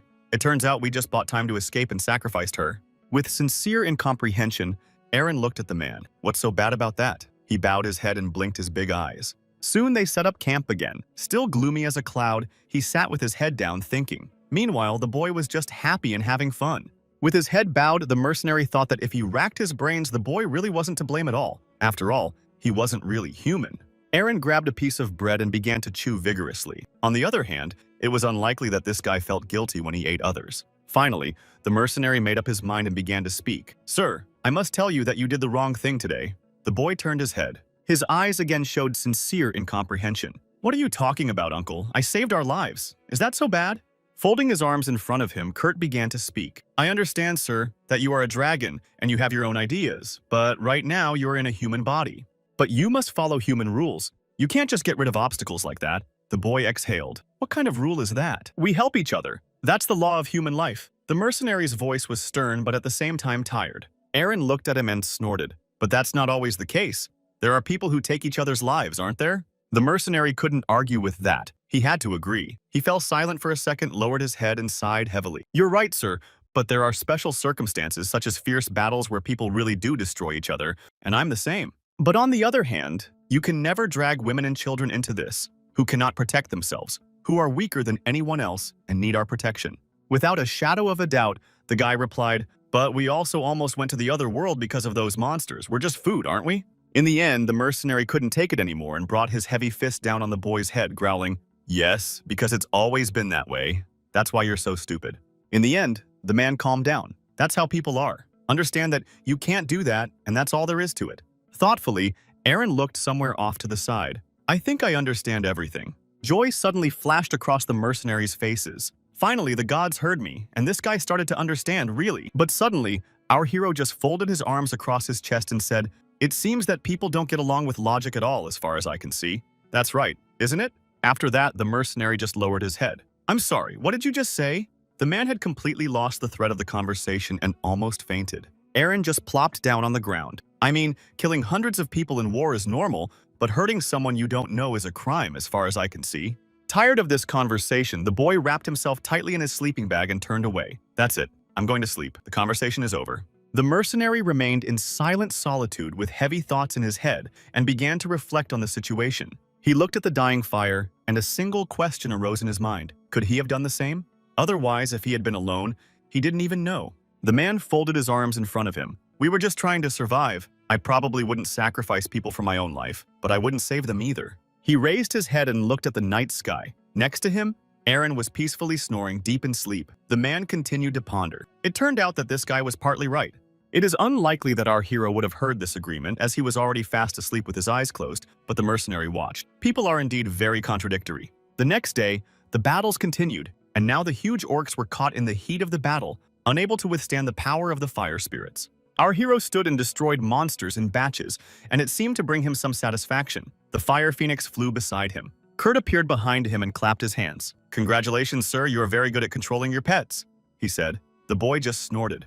In the end, he couldn't take it anymore. "Of course, someone is waiting for us at every turn. If it's not some kind of monster, then it's a robber. What do you think I should do?" Kurt looked at him in surprise but said nothing. Indeed, the journey had turned out to be a little difficult. The boy couldn't take it anymore and snorted, "How much further do we have to go?" Kurt came closer and encouraged him. "Hang in there a little longer. We'll be there soon." The man looked down from the cliff. All he could see was dense forest, and somewhere in the distance he could see the river. "Soon we should be able to board the ship." Their journey continued. They walked along a path into the forest. Suddenly, Kurt said, "I was thinking maybe we shouldn't have come." The boy looked up and stared at his companion in surprise. "Uncle, what are you talking about? All we've been doing is walking through some thickets to avoid the city." Thoughtfully, Kurt said, "All this time I've been worried about your safety. That's why we're avoiding cities, but the likelihood that you've been reported missing is extremely low. If they were really looking for you all over the city, they would have put up posters with the princess's picture, but with your name on them. Then people would have realized that a substitution had taken place and that the princess had simply been replaced. There would have been popular uprising." They moved on. Kurt looked ahead with a focused gaze. Soon they would arrive in the city. They needed to prepare. A small village appeared before them on the riverbank. There was a small ship there. They needed to find out if they could board it and replenish their supplies. Life in the village was peaceful. Fishermen were going about their business, and some were preparing to board the ship that was about to set sail. Kurt and Aaron entered the city. It was noisy as usual, with townspeople going about their business, paying no attention to the newcomers. The mercenary looked away and said, "Sir, wait here for a few minutes. I'll be right back." Our hero didn't even have time to say anything in response. He turned his head, and the mercenary had already disappeared somewhere. They moved on, and suddenly the boy saw a portrait on the wall depicting Kurt. Aaron exclaimed, "Look, there's a real celebrity among the people." The man turned his head and was about to respond with some sharp remark, but his face immediately changed. It was a wanted poster with his own face on it, and a reward of several hundred gold coins. The man was accused of robbery, arson, and several other crimes. A chill ran down his spine, and LOL broke out in a cold sweat. It couldn't be. How did they know it was him? He immediately began to recall the moments when he snatched the boy from under the noses of the dragon slayers. They might think that he was, at worst, a spellcaster. The mercenary gritted his teeth in rage. The situation was getting more complicated by the second. If they were recognized, it would definitely be the end for them. On the other hand, there weren't that many spellcasters in Alcan. Perhaps they had checked everyone by name. Kurt. The man pressed himself against the wall and began to study the poster intently. Aaron looked at him with surprised eyes. Suddenly, the mercenary's heavy hand grabbed his wrist. Aaron cried out in surprise and didn't even have time to react. The man immediately dragged him somewhere into the gateway. "Forget what I said about supplies in the ship, sir. We have to get out of here. We can't get on the ship." He dragged the boy toward the city exit. "We need to leave this place immediately." Kurt understood that they could not use the ship to escape, only to walk along the riverbank, and only on foot. They ran down the main street of the city and didn't even notice that they were being followed. A strange figure flashed somewhere off to the side. A man in a dark cloak stood around the corner of one of the houses and watched the strange, frightened travelers, never taking his eyes off them. In the end, Kurt and the boy left the city in a hurry and found themselves somewhere in a dense forest. Aaron could barely keep up with the man. Finally, the boy couldn't take it anymore. "Wait, what's going on? Why are we running so fast? Is someone chasing us?" Finally, the man stopped and looked at him over his shoulder, breathing heavily and trying to calm himself down. Yes, sir? They're chasing us. Did you see that poster? That means I've been declared a wanted criminal. Aaron looked at him with uncomprehending eyes. But here's the problem, sir. The mercenary lowered his eyes. They don't want me. They want you. Do you understand that or not? You're in danger. Hearing such shocking news, Aaron looked at the mercenary with surprised eyes and pointed at himself. Me? But why would they want me? What did I ever do to them? The boy began to protest. This situation was beyond his comprehension. Kurt said, "You are their reason for attacking. That's why. More precisely, you were their reason. You understand? Without you, everyone will realize that these two states had no reason to start a battle. That's why they're chasing us." They stood on the country road and looked around. Suddenly, they heard a crackling sound, as if something was approaching them. They immediately became alert and looked in that direction. Aaron listened and heard a painfully familiar voice, but he couldn't remember where he had heard it before. The mercenary turned his head from side to side and shouted, "Where are you hiding? Show yourselves immediately, cowards!" Suddenly, a voice rang out from above. Kurt raised his head and looked ahead with furious eyes. There, above them, 4 dragon slayers stood frozen in place, literally levitating in the air and watching them. Kurt stopped and froze in place, raising his head. It was the same sorcerer next to them. The man recognized him. Worse, the legendary and renowned knight Darius was with them. He looked at them sternly, his eyes filled with nothing but rage and a desire for revenge. The sorcerer smiled. "Look, our boss is popular," Pluto snorted. "It's just because of the armor. It shines too brightly." The offended knight looked at them with a clear question in his eyes. "Why are you bothering me?" But he said nothing. He felt a little ashamed at that moment. They were still watching the 2 fugitives. "Okay, it's very cool, but floating in the air is a little impractical. Let's go down." Kurt gritted his teeth. Damn those guys. They didn't seem to notice him at all. He doubted they had even paid any attention to him. The worst thing was that among them was the Black Knight Pluto. It's hard to deal with this guy. He seems to be immortal. And then there was the Supreme Sorcerer among them, who could raise the city to the ground with a single spell. Frozen in place, the mercenary looked at them. Before him were all the dragon slayers. One would have been enough to strike terror, but here they were all at once. Kurt looked at Pluto and realized that although he had a pretty good reputation among mercenaries, compared to this monster, he was nothing but dust. The boy clearly noticed the mercenary's anxiety and looked at him with a frightened gaze. He already understood that things were bad. In the end, he recognized his opponents himself. Aaron gritted his teeth in rage. "So it was you guys. Now I understand everything." Worst of all, Mina was standing next to them. The girl looked at him and smiled. "Come to me, boy. It's time to go back to the palace. We've been looking for you for so long." The dragon slayers finally descended to the ground and now stood in full parade before the 2 fugitives. Finally, Aaron couldn't take it anymore and cried out, "Do I look like a madman to you? You tried to send me to the other world, thinking I had forgotten." Gritting his teeth in rage, Kurt hissed, "How did you even manage to track us down? We were hiding." The man was trembling with fear. The heroes just exchanged meaningful glances, while somewhere behind them, the sorcerer grinned. The mercenary couldn't take it anymore. "We deliberately walked through the forest so that no one could track us down. Of course, I saw my poster in the city only once. It can't be that someone reported seeing us here, as if you knew our location from the very beginning." In the end, the sorcerer couldn't hold back and laughed so loudly that even the leaves fell from the trees. Of course, before going to the other world, one must satisfy one's curiosity, mustn't one? He stretched into a predatory smile, but to be honest, I would have liked to tell you about it myself. That would have been wonderful. Do you have any idea, Kurt, how much effort it took me to find you? All I knew was that you were a spellcaster, nothing more. The man spread his arms. Of course, you didn't have many, so I had to narrow down the circle of spellcasters. So here's what I decided to do to make it easier. I simply scanned the circle of suspects with my clairvoyance magic. I simply scanned all the spellcasters in the city with my clairvoyance magic. To be fair, it was difficult and took about a week, but as you can see, it was a success. I could only scan 1 person per day. That's how I found out your location, you fools. The sorcerer was delighted with all this, only thanks to my abilities. An irritated voice was heard from behind. "Pluto, yes, we understand that you're the coolest here. Enough bragging already." They began to argue with each other. Loud voices could be heard and even some friendly laughter. Kurt shrank to the size of an offended kitten. They even had time to joke around. It seemed that these 4 did not perceive him as a rival at all.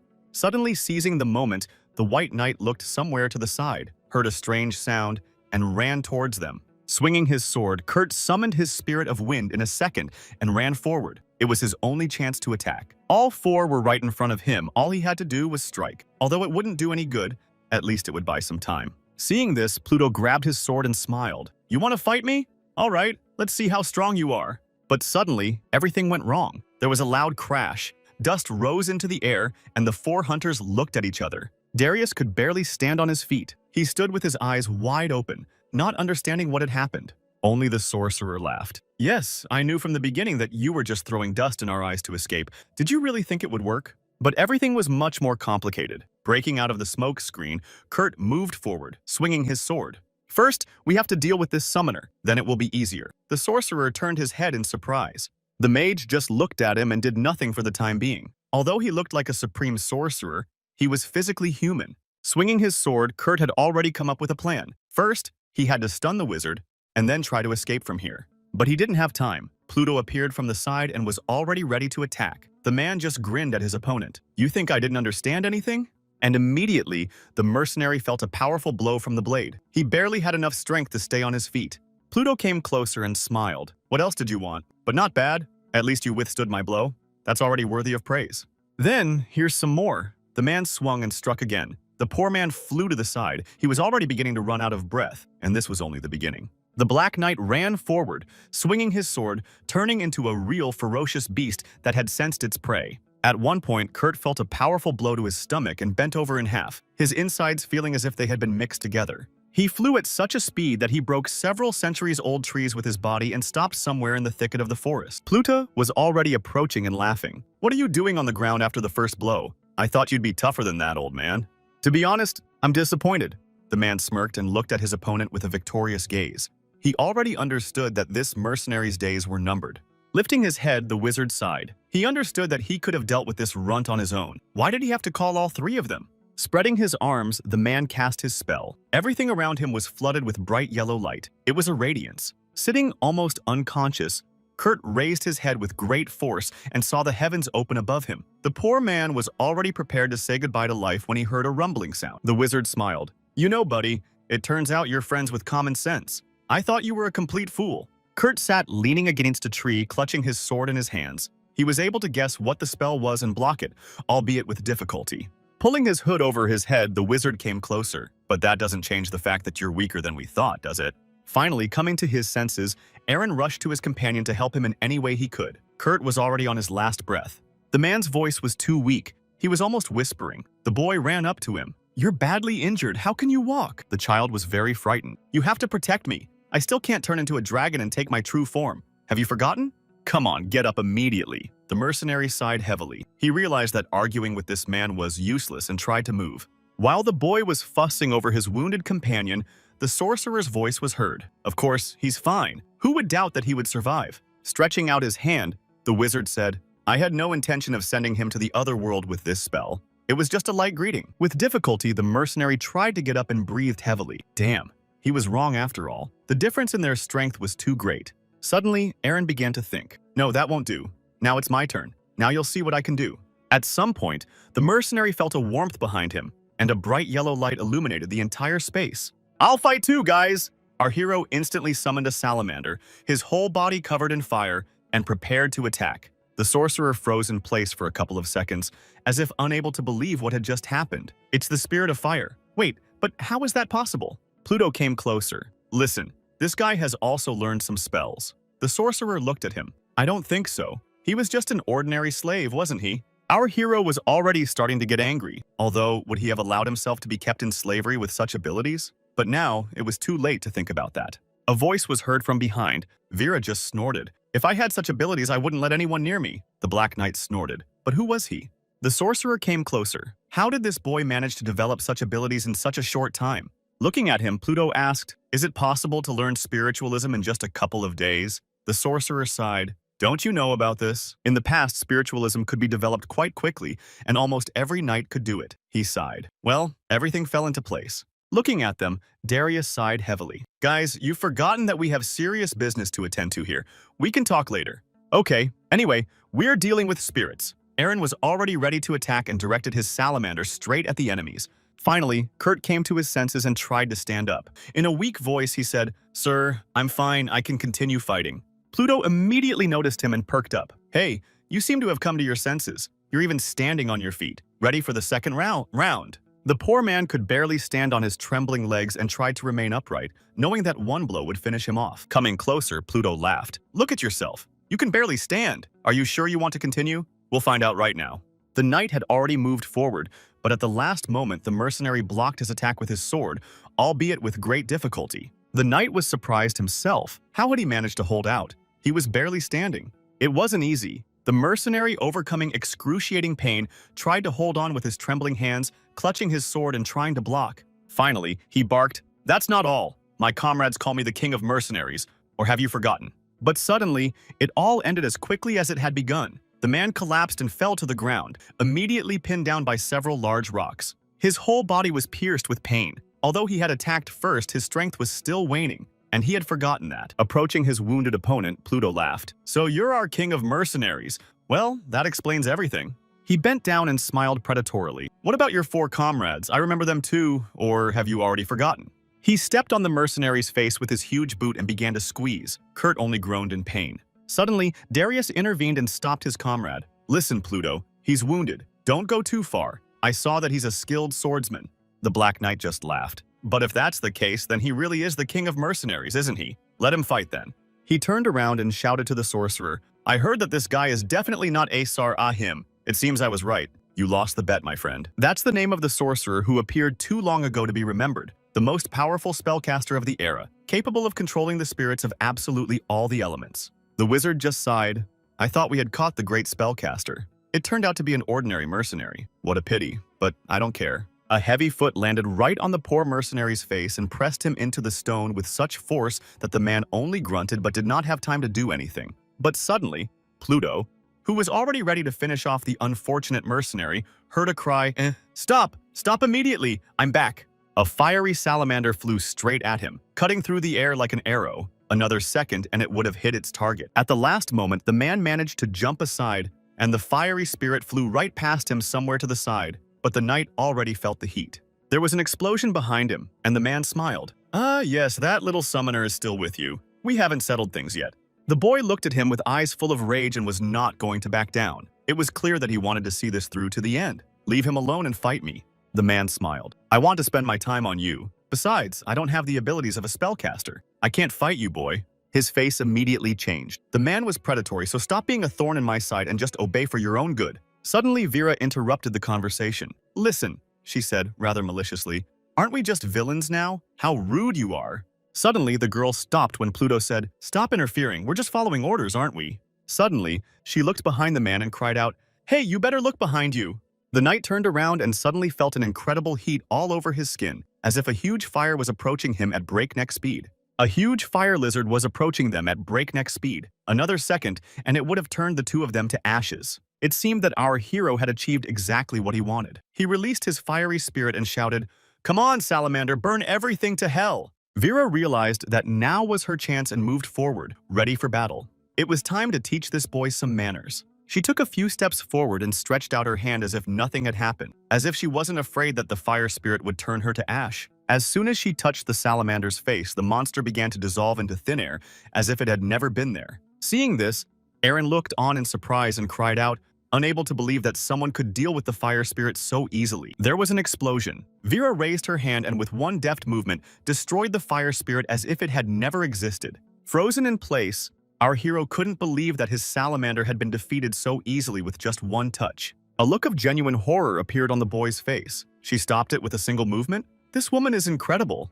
A gentle voice was heard. Vera approached the frightened boy. "Let's put these dangerous toys aside and finally have a normal conversation." Her face had changed dramatically. Vera no longer looked like a kind girl. She looked like a monster, or an enraged mother who had caught her son smoking. Under her pressure, Aaron couldn't cope and plopped down on the ground, crawling back to the wall. He understood that this was no time for jokes.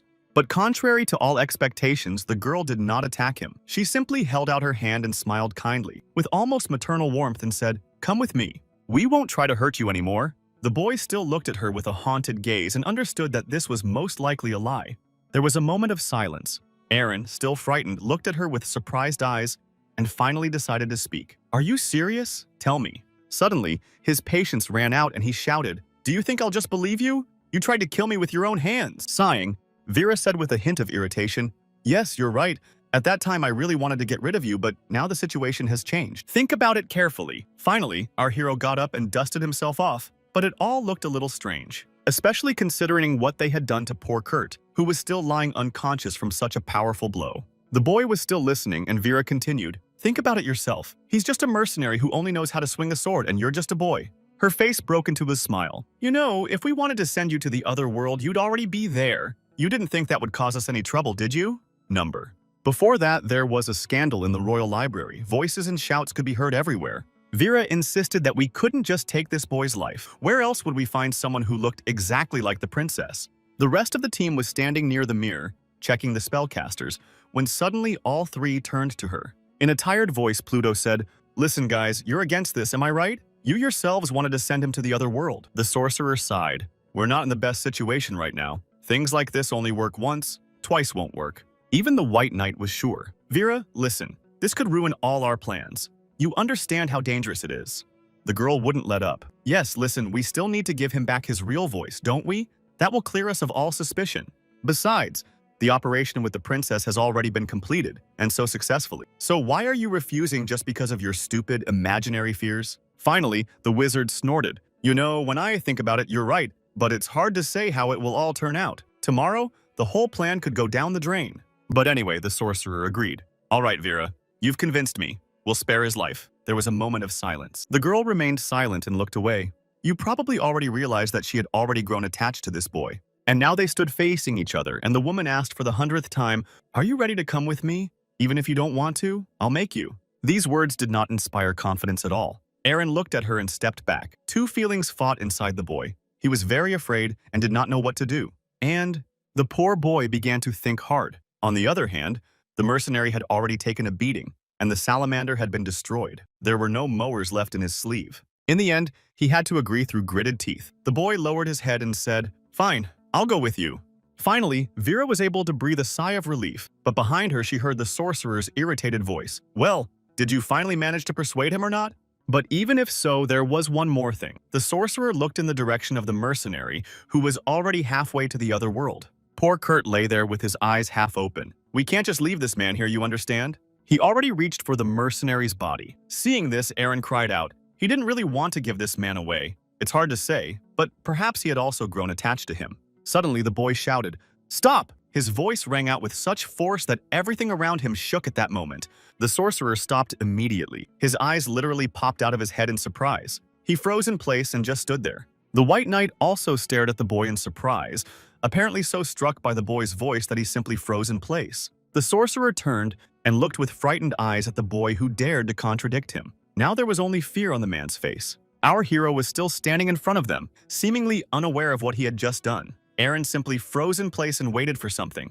The man looked at him and barked, "That was a perfectly executed spell. I heard that voice only once and you dared to repeat it in front of me." Immediately, the sorcerer twisted around and grabbed the poor boy by the throat. The poor guy didn't have time to do anything and just hung in his hands. Leaning over him, the man hissed, "Of course, we must first get rid of the evidence, and I will start by removing the spells that changed your voice." He began to take back the mana he had used. Everything around them was flooded with a bright blue color, as if they were now in the ocean. The man used a cancellation spell, and a predatory smile spread across his face. Now everything is back to normal. The boy couldn't resist and simply succumbed to the sorcerer's will, now hanging limply in his hands like a lifeless doll. The man looked at him and smiled. "Well, now your old voice has returned. You can rejoice." There was a predatory smile on his face.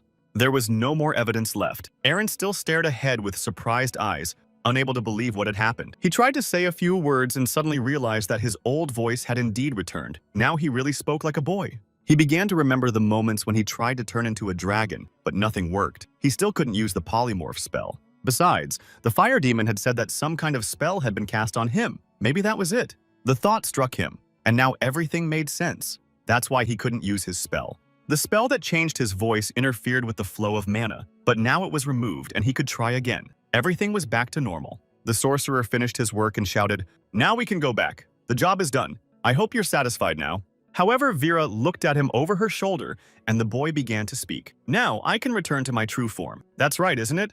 Lowering his head, Aaron continued, "Thanks to my power, I will be able to change the law and show you my true will." The sorcerer looked at the boy with surprise in his eyes. What is he talking about? Is this some kind of spell? It's ridiculous. But suddenly Aaron rose into the air as if he had begun to levitate. Unimaginable energy gathered around his body and began to swirl like a whirlwind. Pluto already thought that this kid was up to his old tricks with these spirits again. I'll deal with him now. However, the knight stopped him. Darius felt a long-forgotten sensation and couldn't believe his eyes. Could this really be what I think it is? The boy's eyes were covered with a white veil, and he began to transform back into a dragon. A strange vibrating sound was heard. Then there was an explosion. Vera closed her eyes so as not to be blinded and took a few steps back. She was shocked and didn't understand what was happening. The knight stood and just watched. He remembered that long-forgotten feeling. He only felt it when the dragon approached. The sorcerer froze in place, his eyes filled with genuine horror. With trembling lips, the man uttered only one phrase: "This simply cannot be." When the smoke cleared a little, the heroes saw the terrifying silhouette of the dragon. It was so huge that it blocked out the sun. And now, the sorcerer stood before the huge, colossal dragon, trembling all over. He couldn't even imagine that such a thing was possible. Finally, the dragon returned to its true form, opened its wide mouth and roared so loudly that the trees began to bend. The four heroes couldn't believe what they were seeing. They just froze in place and stared with wide eyes. Finally, even the mercenary came to his senses from such a monstrous roar. Kurt began to look around to see what had happened. Had he gone mad or lost consciousness? With a flap of its wings, the dragon easily rose into the air and began to soar in the sky directly above the poor mercenary. The man raised his head and, unable to believe what he was seeing, said in a weak voice, "Mr. Aaron, is that really you?" The dragon smiled, revealing rows of razor-sharp teeth. "Yes, I finally managed to return to my true form." "Cool, huh?"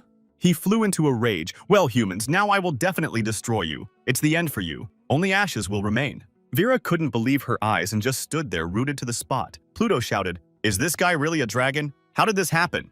The sorcerer was still standing rooted to the spot. "Yes, that can't be. People can't just turn into dragons. It defies the laws of logic."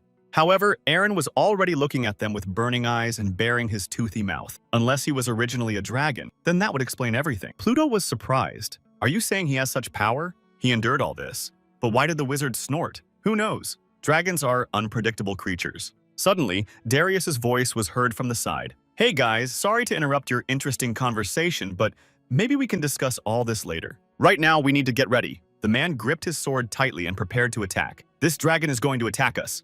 And indeed, Aaron soared into the air and flew straight at the knight, flapping his wings and roaring with such force that the earth began to shake. Opening its wide mouth, the dragon let out a thunderous roar that echoed for miles around. The knights had to cover their ears with their hands so as not to go deaf forever. What was happening? The dragon laughed. "Well, how do you like that, little people? Now you understand my true nature." The heroes stood below and looked at the monster in horror. Meanwhile, soaring upward, Aaron continued to mock the insignificant humans. "Now you understand that your strength is meaningless. Now you are finished." Realizing that the monster was about to attack again, the White Knight shouted, "Careful, step back! He's about to breathe fire!" And so it happened. Aaron swung his arm and exhaled a huge jet of fire that poured straight down, incinerating everything around him.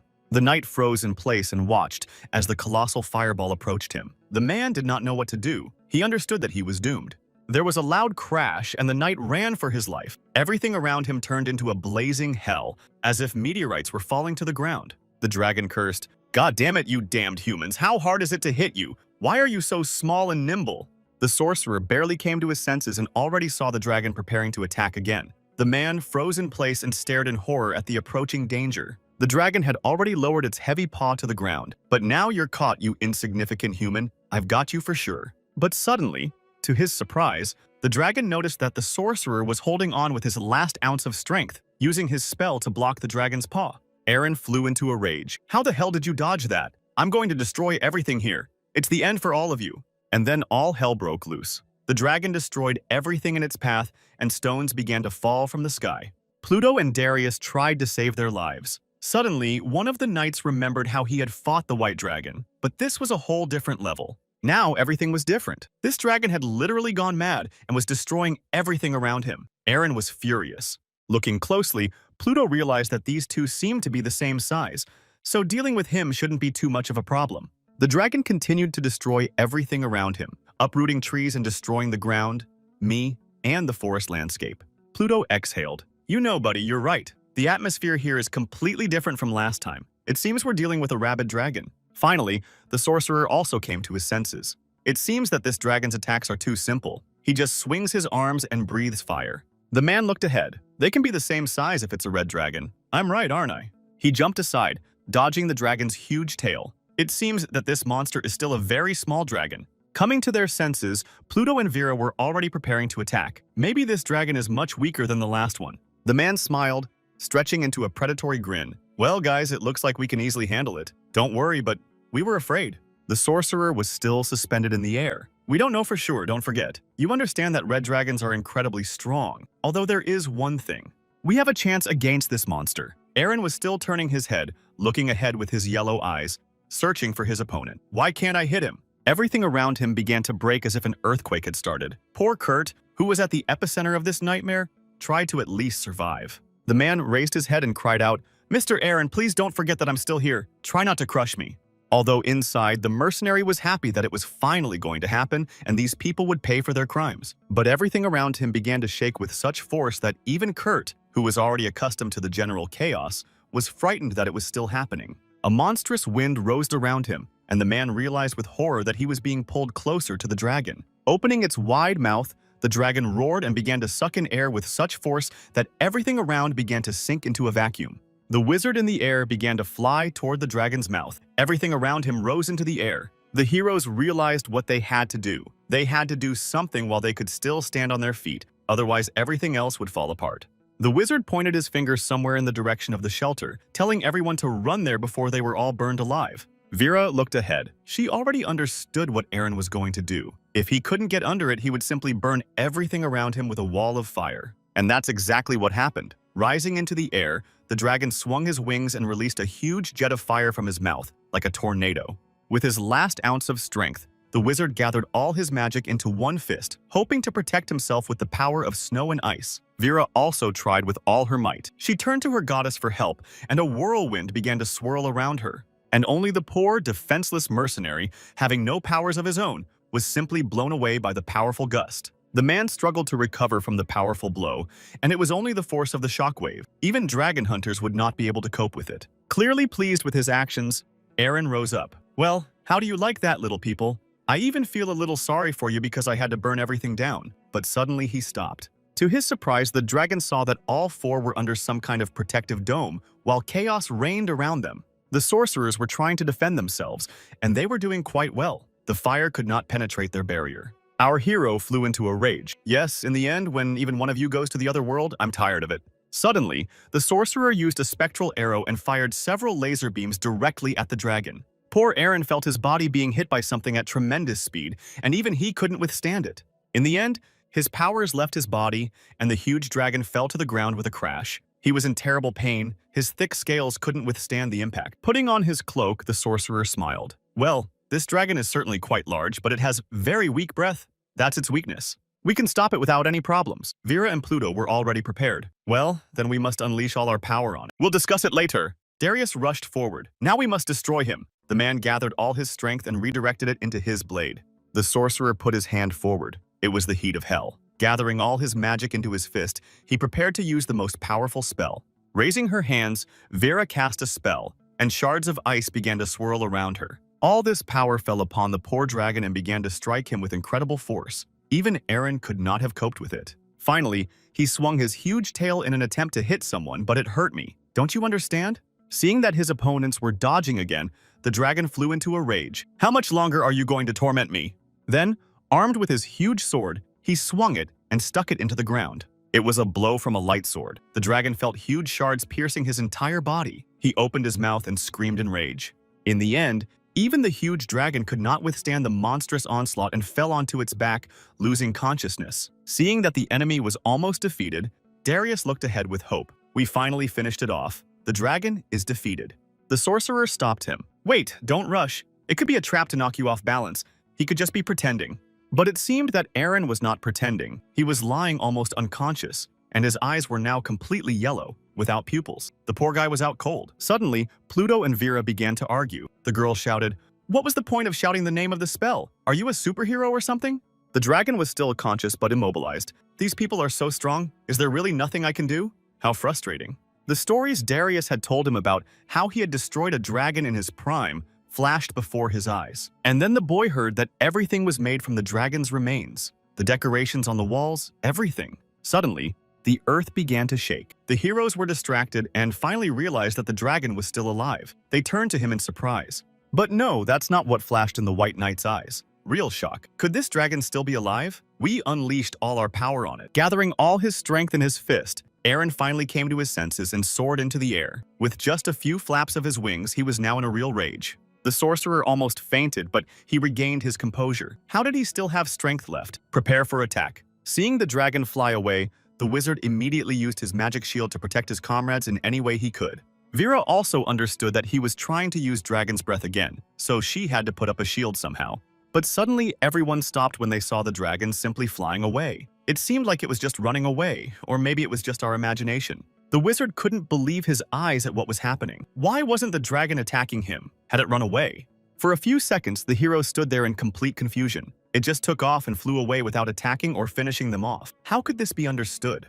Looking up, the White Knight was in complete shock. The dragon had run away. Wow, this is the first time in my life I've seen something like this.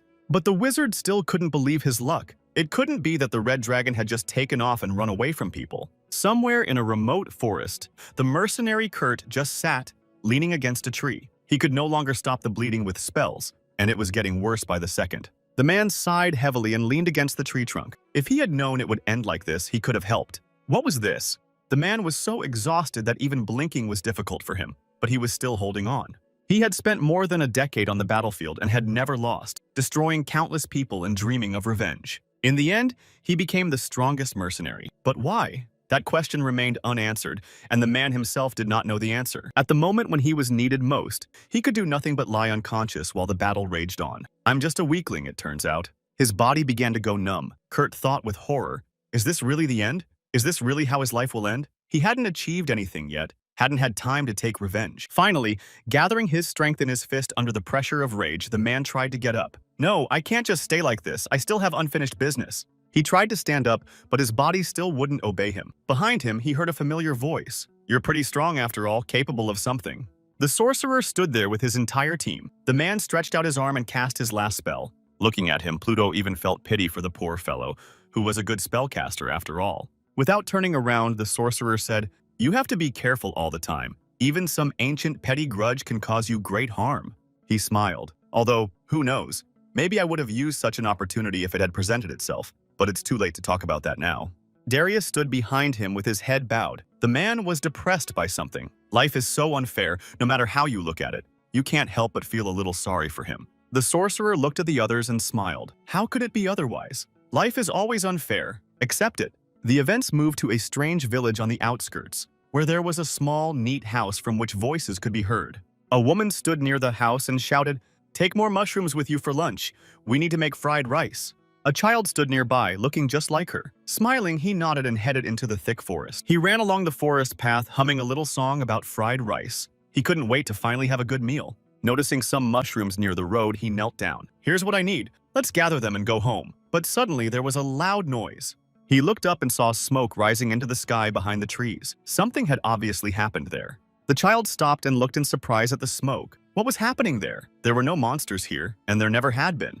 Maybe a cliff had collapsed. Forgetting about his mushrooms, he rushed forward into the thicket to see what had happened. Hiding in the nearest bushes, the child peeked out and looked ahead with wide eyes full of curiosity, but suddenly cried out. Before him lay a colossal red dragon. The child had never seen anything like it and was literally frozen with fear. Eren, seeing another person, realized that he had to run away immediately, otherwise they would start beating him again.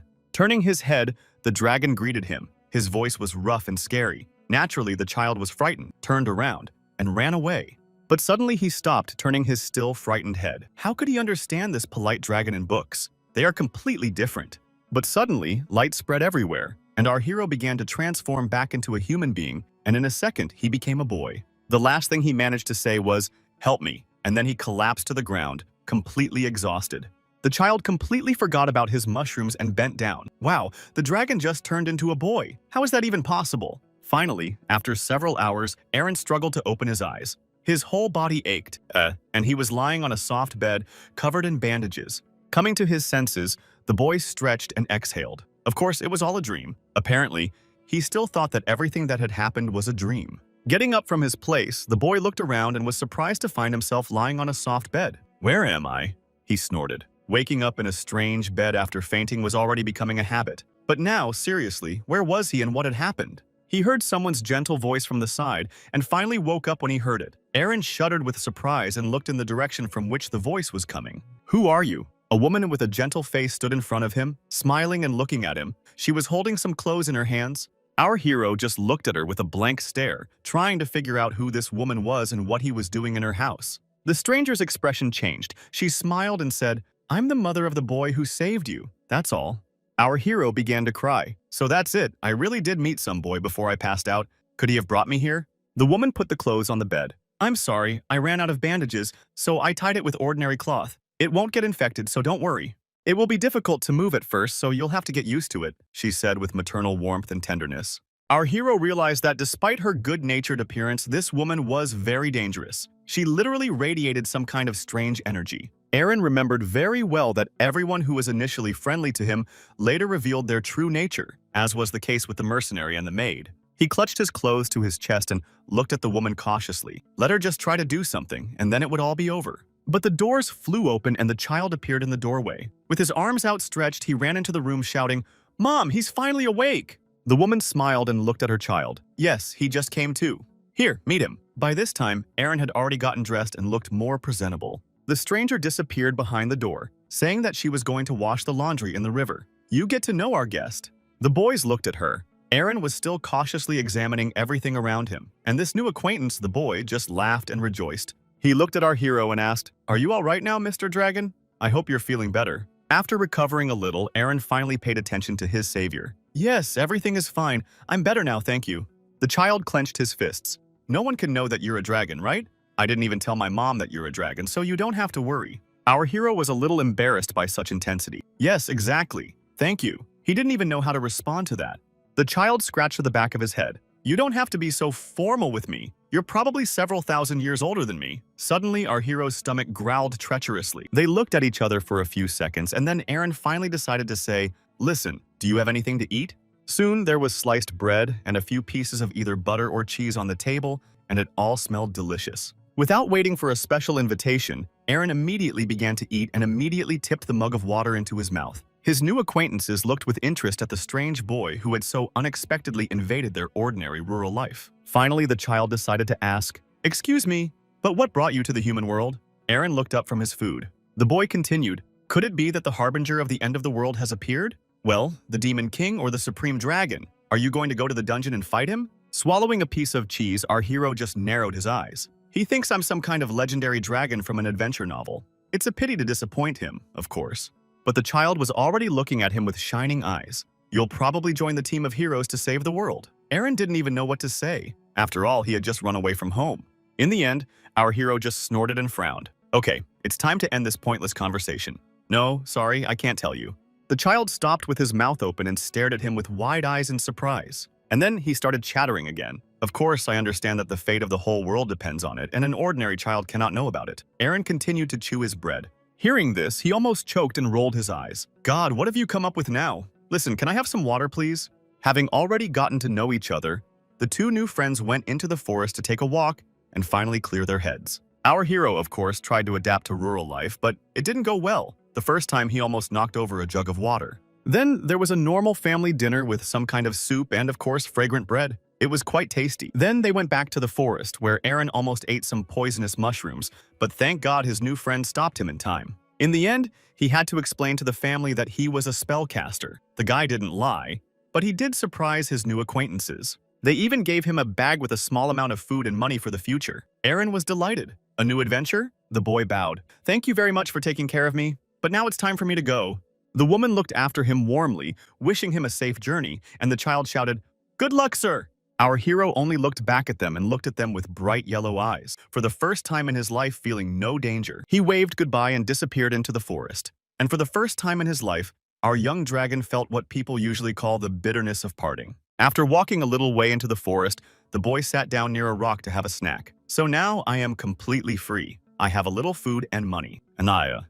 He ate only potatoes and a piece of cheese and thought to himself, "Finally, I can become a real warrior and seek adventure." Thinking deeply, Aaron began to ponder. "So there are only 3 ways to become a brave fighter. That's right, isn't it? Well, at least that's what I read in books." The first way is a common peasant who lived a quiet life and then suddenly found himself drawn into adventures. And then it turns out that he is descended from a legendary line of great warriors. Thinking for a moment, Aaron puffed out his cheeks. Although I don't think there were any noblemen or knights in my family, I am a dragon after all. The second option is a brave adventurer who helps destroy the Demon King, meeting his friends along the way and ultimately saving the beautiful princess. That doesn't work either. The guy lowered his head. I've never been a prince, not even close. Although I've already been a princess, but that's not good enough. But there was a third way, to wander in the guise of a mercenary, and along the way, reveal his supernatural powers and eradicate the evil of the king in the human world. This is an excellent option. Our hero immediately jumped up in the dragon's place because mercenaries can be real. Great, I'll become a mercenary. He raised his hands and shouted so that even the birds nearby began to be frightened. An option had been found. He smiled broadly, but then a logical question arose. Where does one actually become a mercenary? I don't even know. Okay, let's figure it out. First, I need to find a village. He jumped up and ran straight ahead without looking where he was going. This was the beginning of my journey. Meanwhile, somewhere high in the heavens, the king of the red dragons hovered with his fiery spirit, tracking our hero all this time. At some point, the man sensed the presence of the child somewhere nearby, right under his feet. Lowering his head, he looked in front of him. Yes, it was definitely here. There could be no mistake. It was time to start searching. They were standing in the very place where our hero had recently fought the four heroes, as evidenced by the huge trench that Aaron had torn out with his breath. The king went down and examined the area. The fire spirit constantly followed him. The ghost looked at him. Sir, do you think they dealt with Aaron? I find that hard to believe, but we can't rule it out. The man looked ahead. I doubt it, of course, but the thing is possible. There was definitely a serious battle here. The fire spirit stood behind the man. I'm sorry, sir, that I couldn't be of more help to you. This is all I can do. I don't think I can do anything else. The man turned around. Listen, you gave him a couple of fire spirits. You can track them when Aaron summons the creatures. The king looked at him intently. I don't think that's possible, your majesty, if a human were to do it. Then maybe, but he's a dragon. The king sat down on the nearest rock. You know, it's just a normal runaway. Who would have thought he would turn out to be such a problem child? He lowered his head. But what could happen if something happened? That's the problem, you understand. You remember what happened to the white dragon not so long ago? It's scary to think what will happen to this little one if he encounters an enemy. The man frowned. Well, okay. In any case, if something happens to him, it will be the fault of humans. That much is clear. The fire ghost looked at him with slightly frightened eyes, as if he himself had not expected this. The only dragon, the oldest of all that exist, possesses power comparable to that of a god, and he alone can destroy the entire world. The Fire King looked at him. Yes, if this old man really gets angry, half of humanity will burn in his flames instantly. Kiadris sighed heavily. Not only humanity, you don't understand, half of all living things will evaporate in an instant. The fire spirit thought for a moment. Listen, he wouldn't act so rashly. After all, he is a wise creature. But the king only asked him to take his word for it. The fire spirit agreed. All right, I don't remember dragons ever worrying about the consequences of their actions. We must contact the boy as soon as we see him. The Dragon King looked ahead with a weary gaze. Finally, the man stood up. You know, I don't blame you, my friend. Humans cannot defeat a dragon, even a young one. The problem is that they cannot leave such destruction behind. The fire ghost looked at his interlocutor. Are you saying that these were the traces of those who destroyed the white dragon? Isn't that so? The man gritted his teeth. That possibility cannot be ruled out. That's why I'm very worried, because we pose a great danger to people. Meanwhile, the four heroes sat in the library and discussed their escape plan. In any case, they had already captured the kingdom, so the plan had already been carried out. The wizard waved his hand. Although we didn't manage to catch that little dragon, at least we destroyed all evidence of his involvement. The man smiled broadly. We can consider it a success, so there's no need to worry now. Everything is going as well as it could. The White Knight intervened. I don't like this at all. I refuse to face the red dragon again. I've had enough. The wizard just sighed. Here you go whining again, Darius. There are four of us. What else is there to fear? Don't forget that my dragon slayers.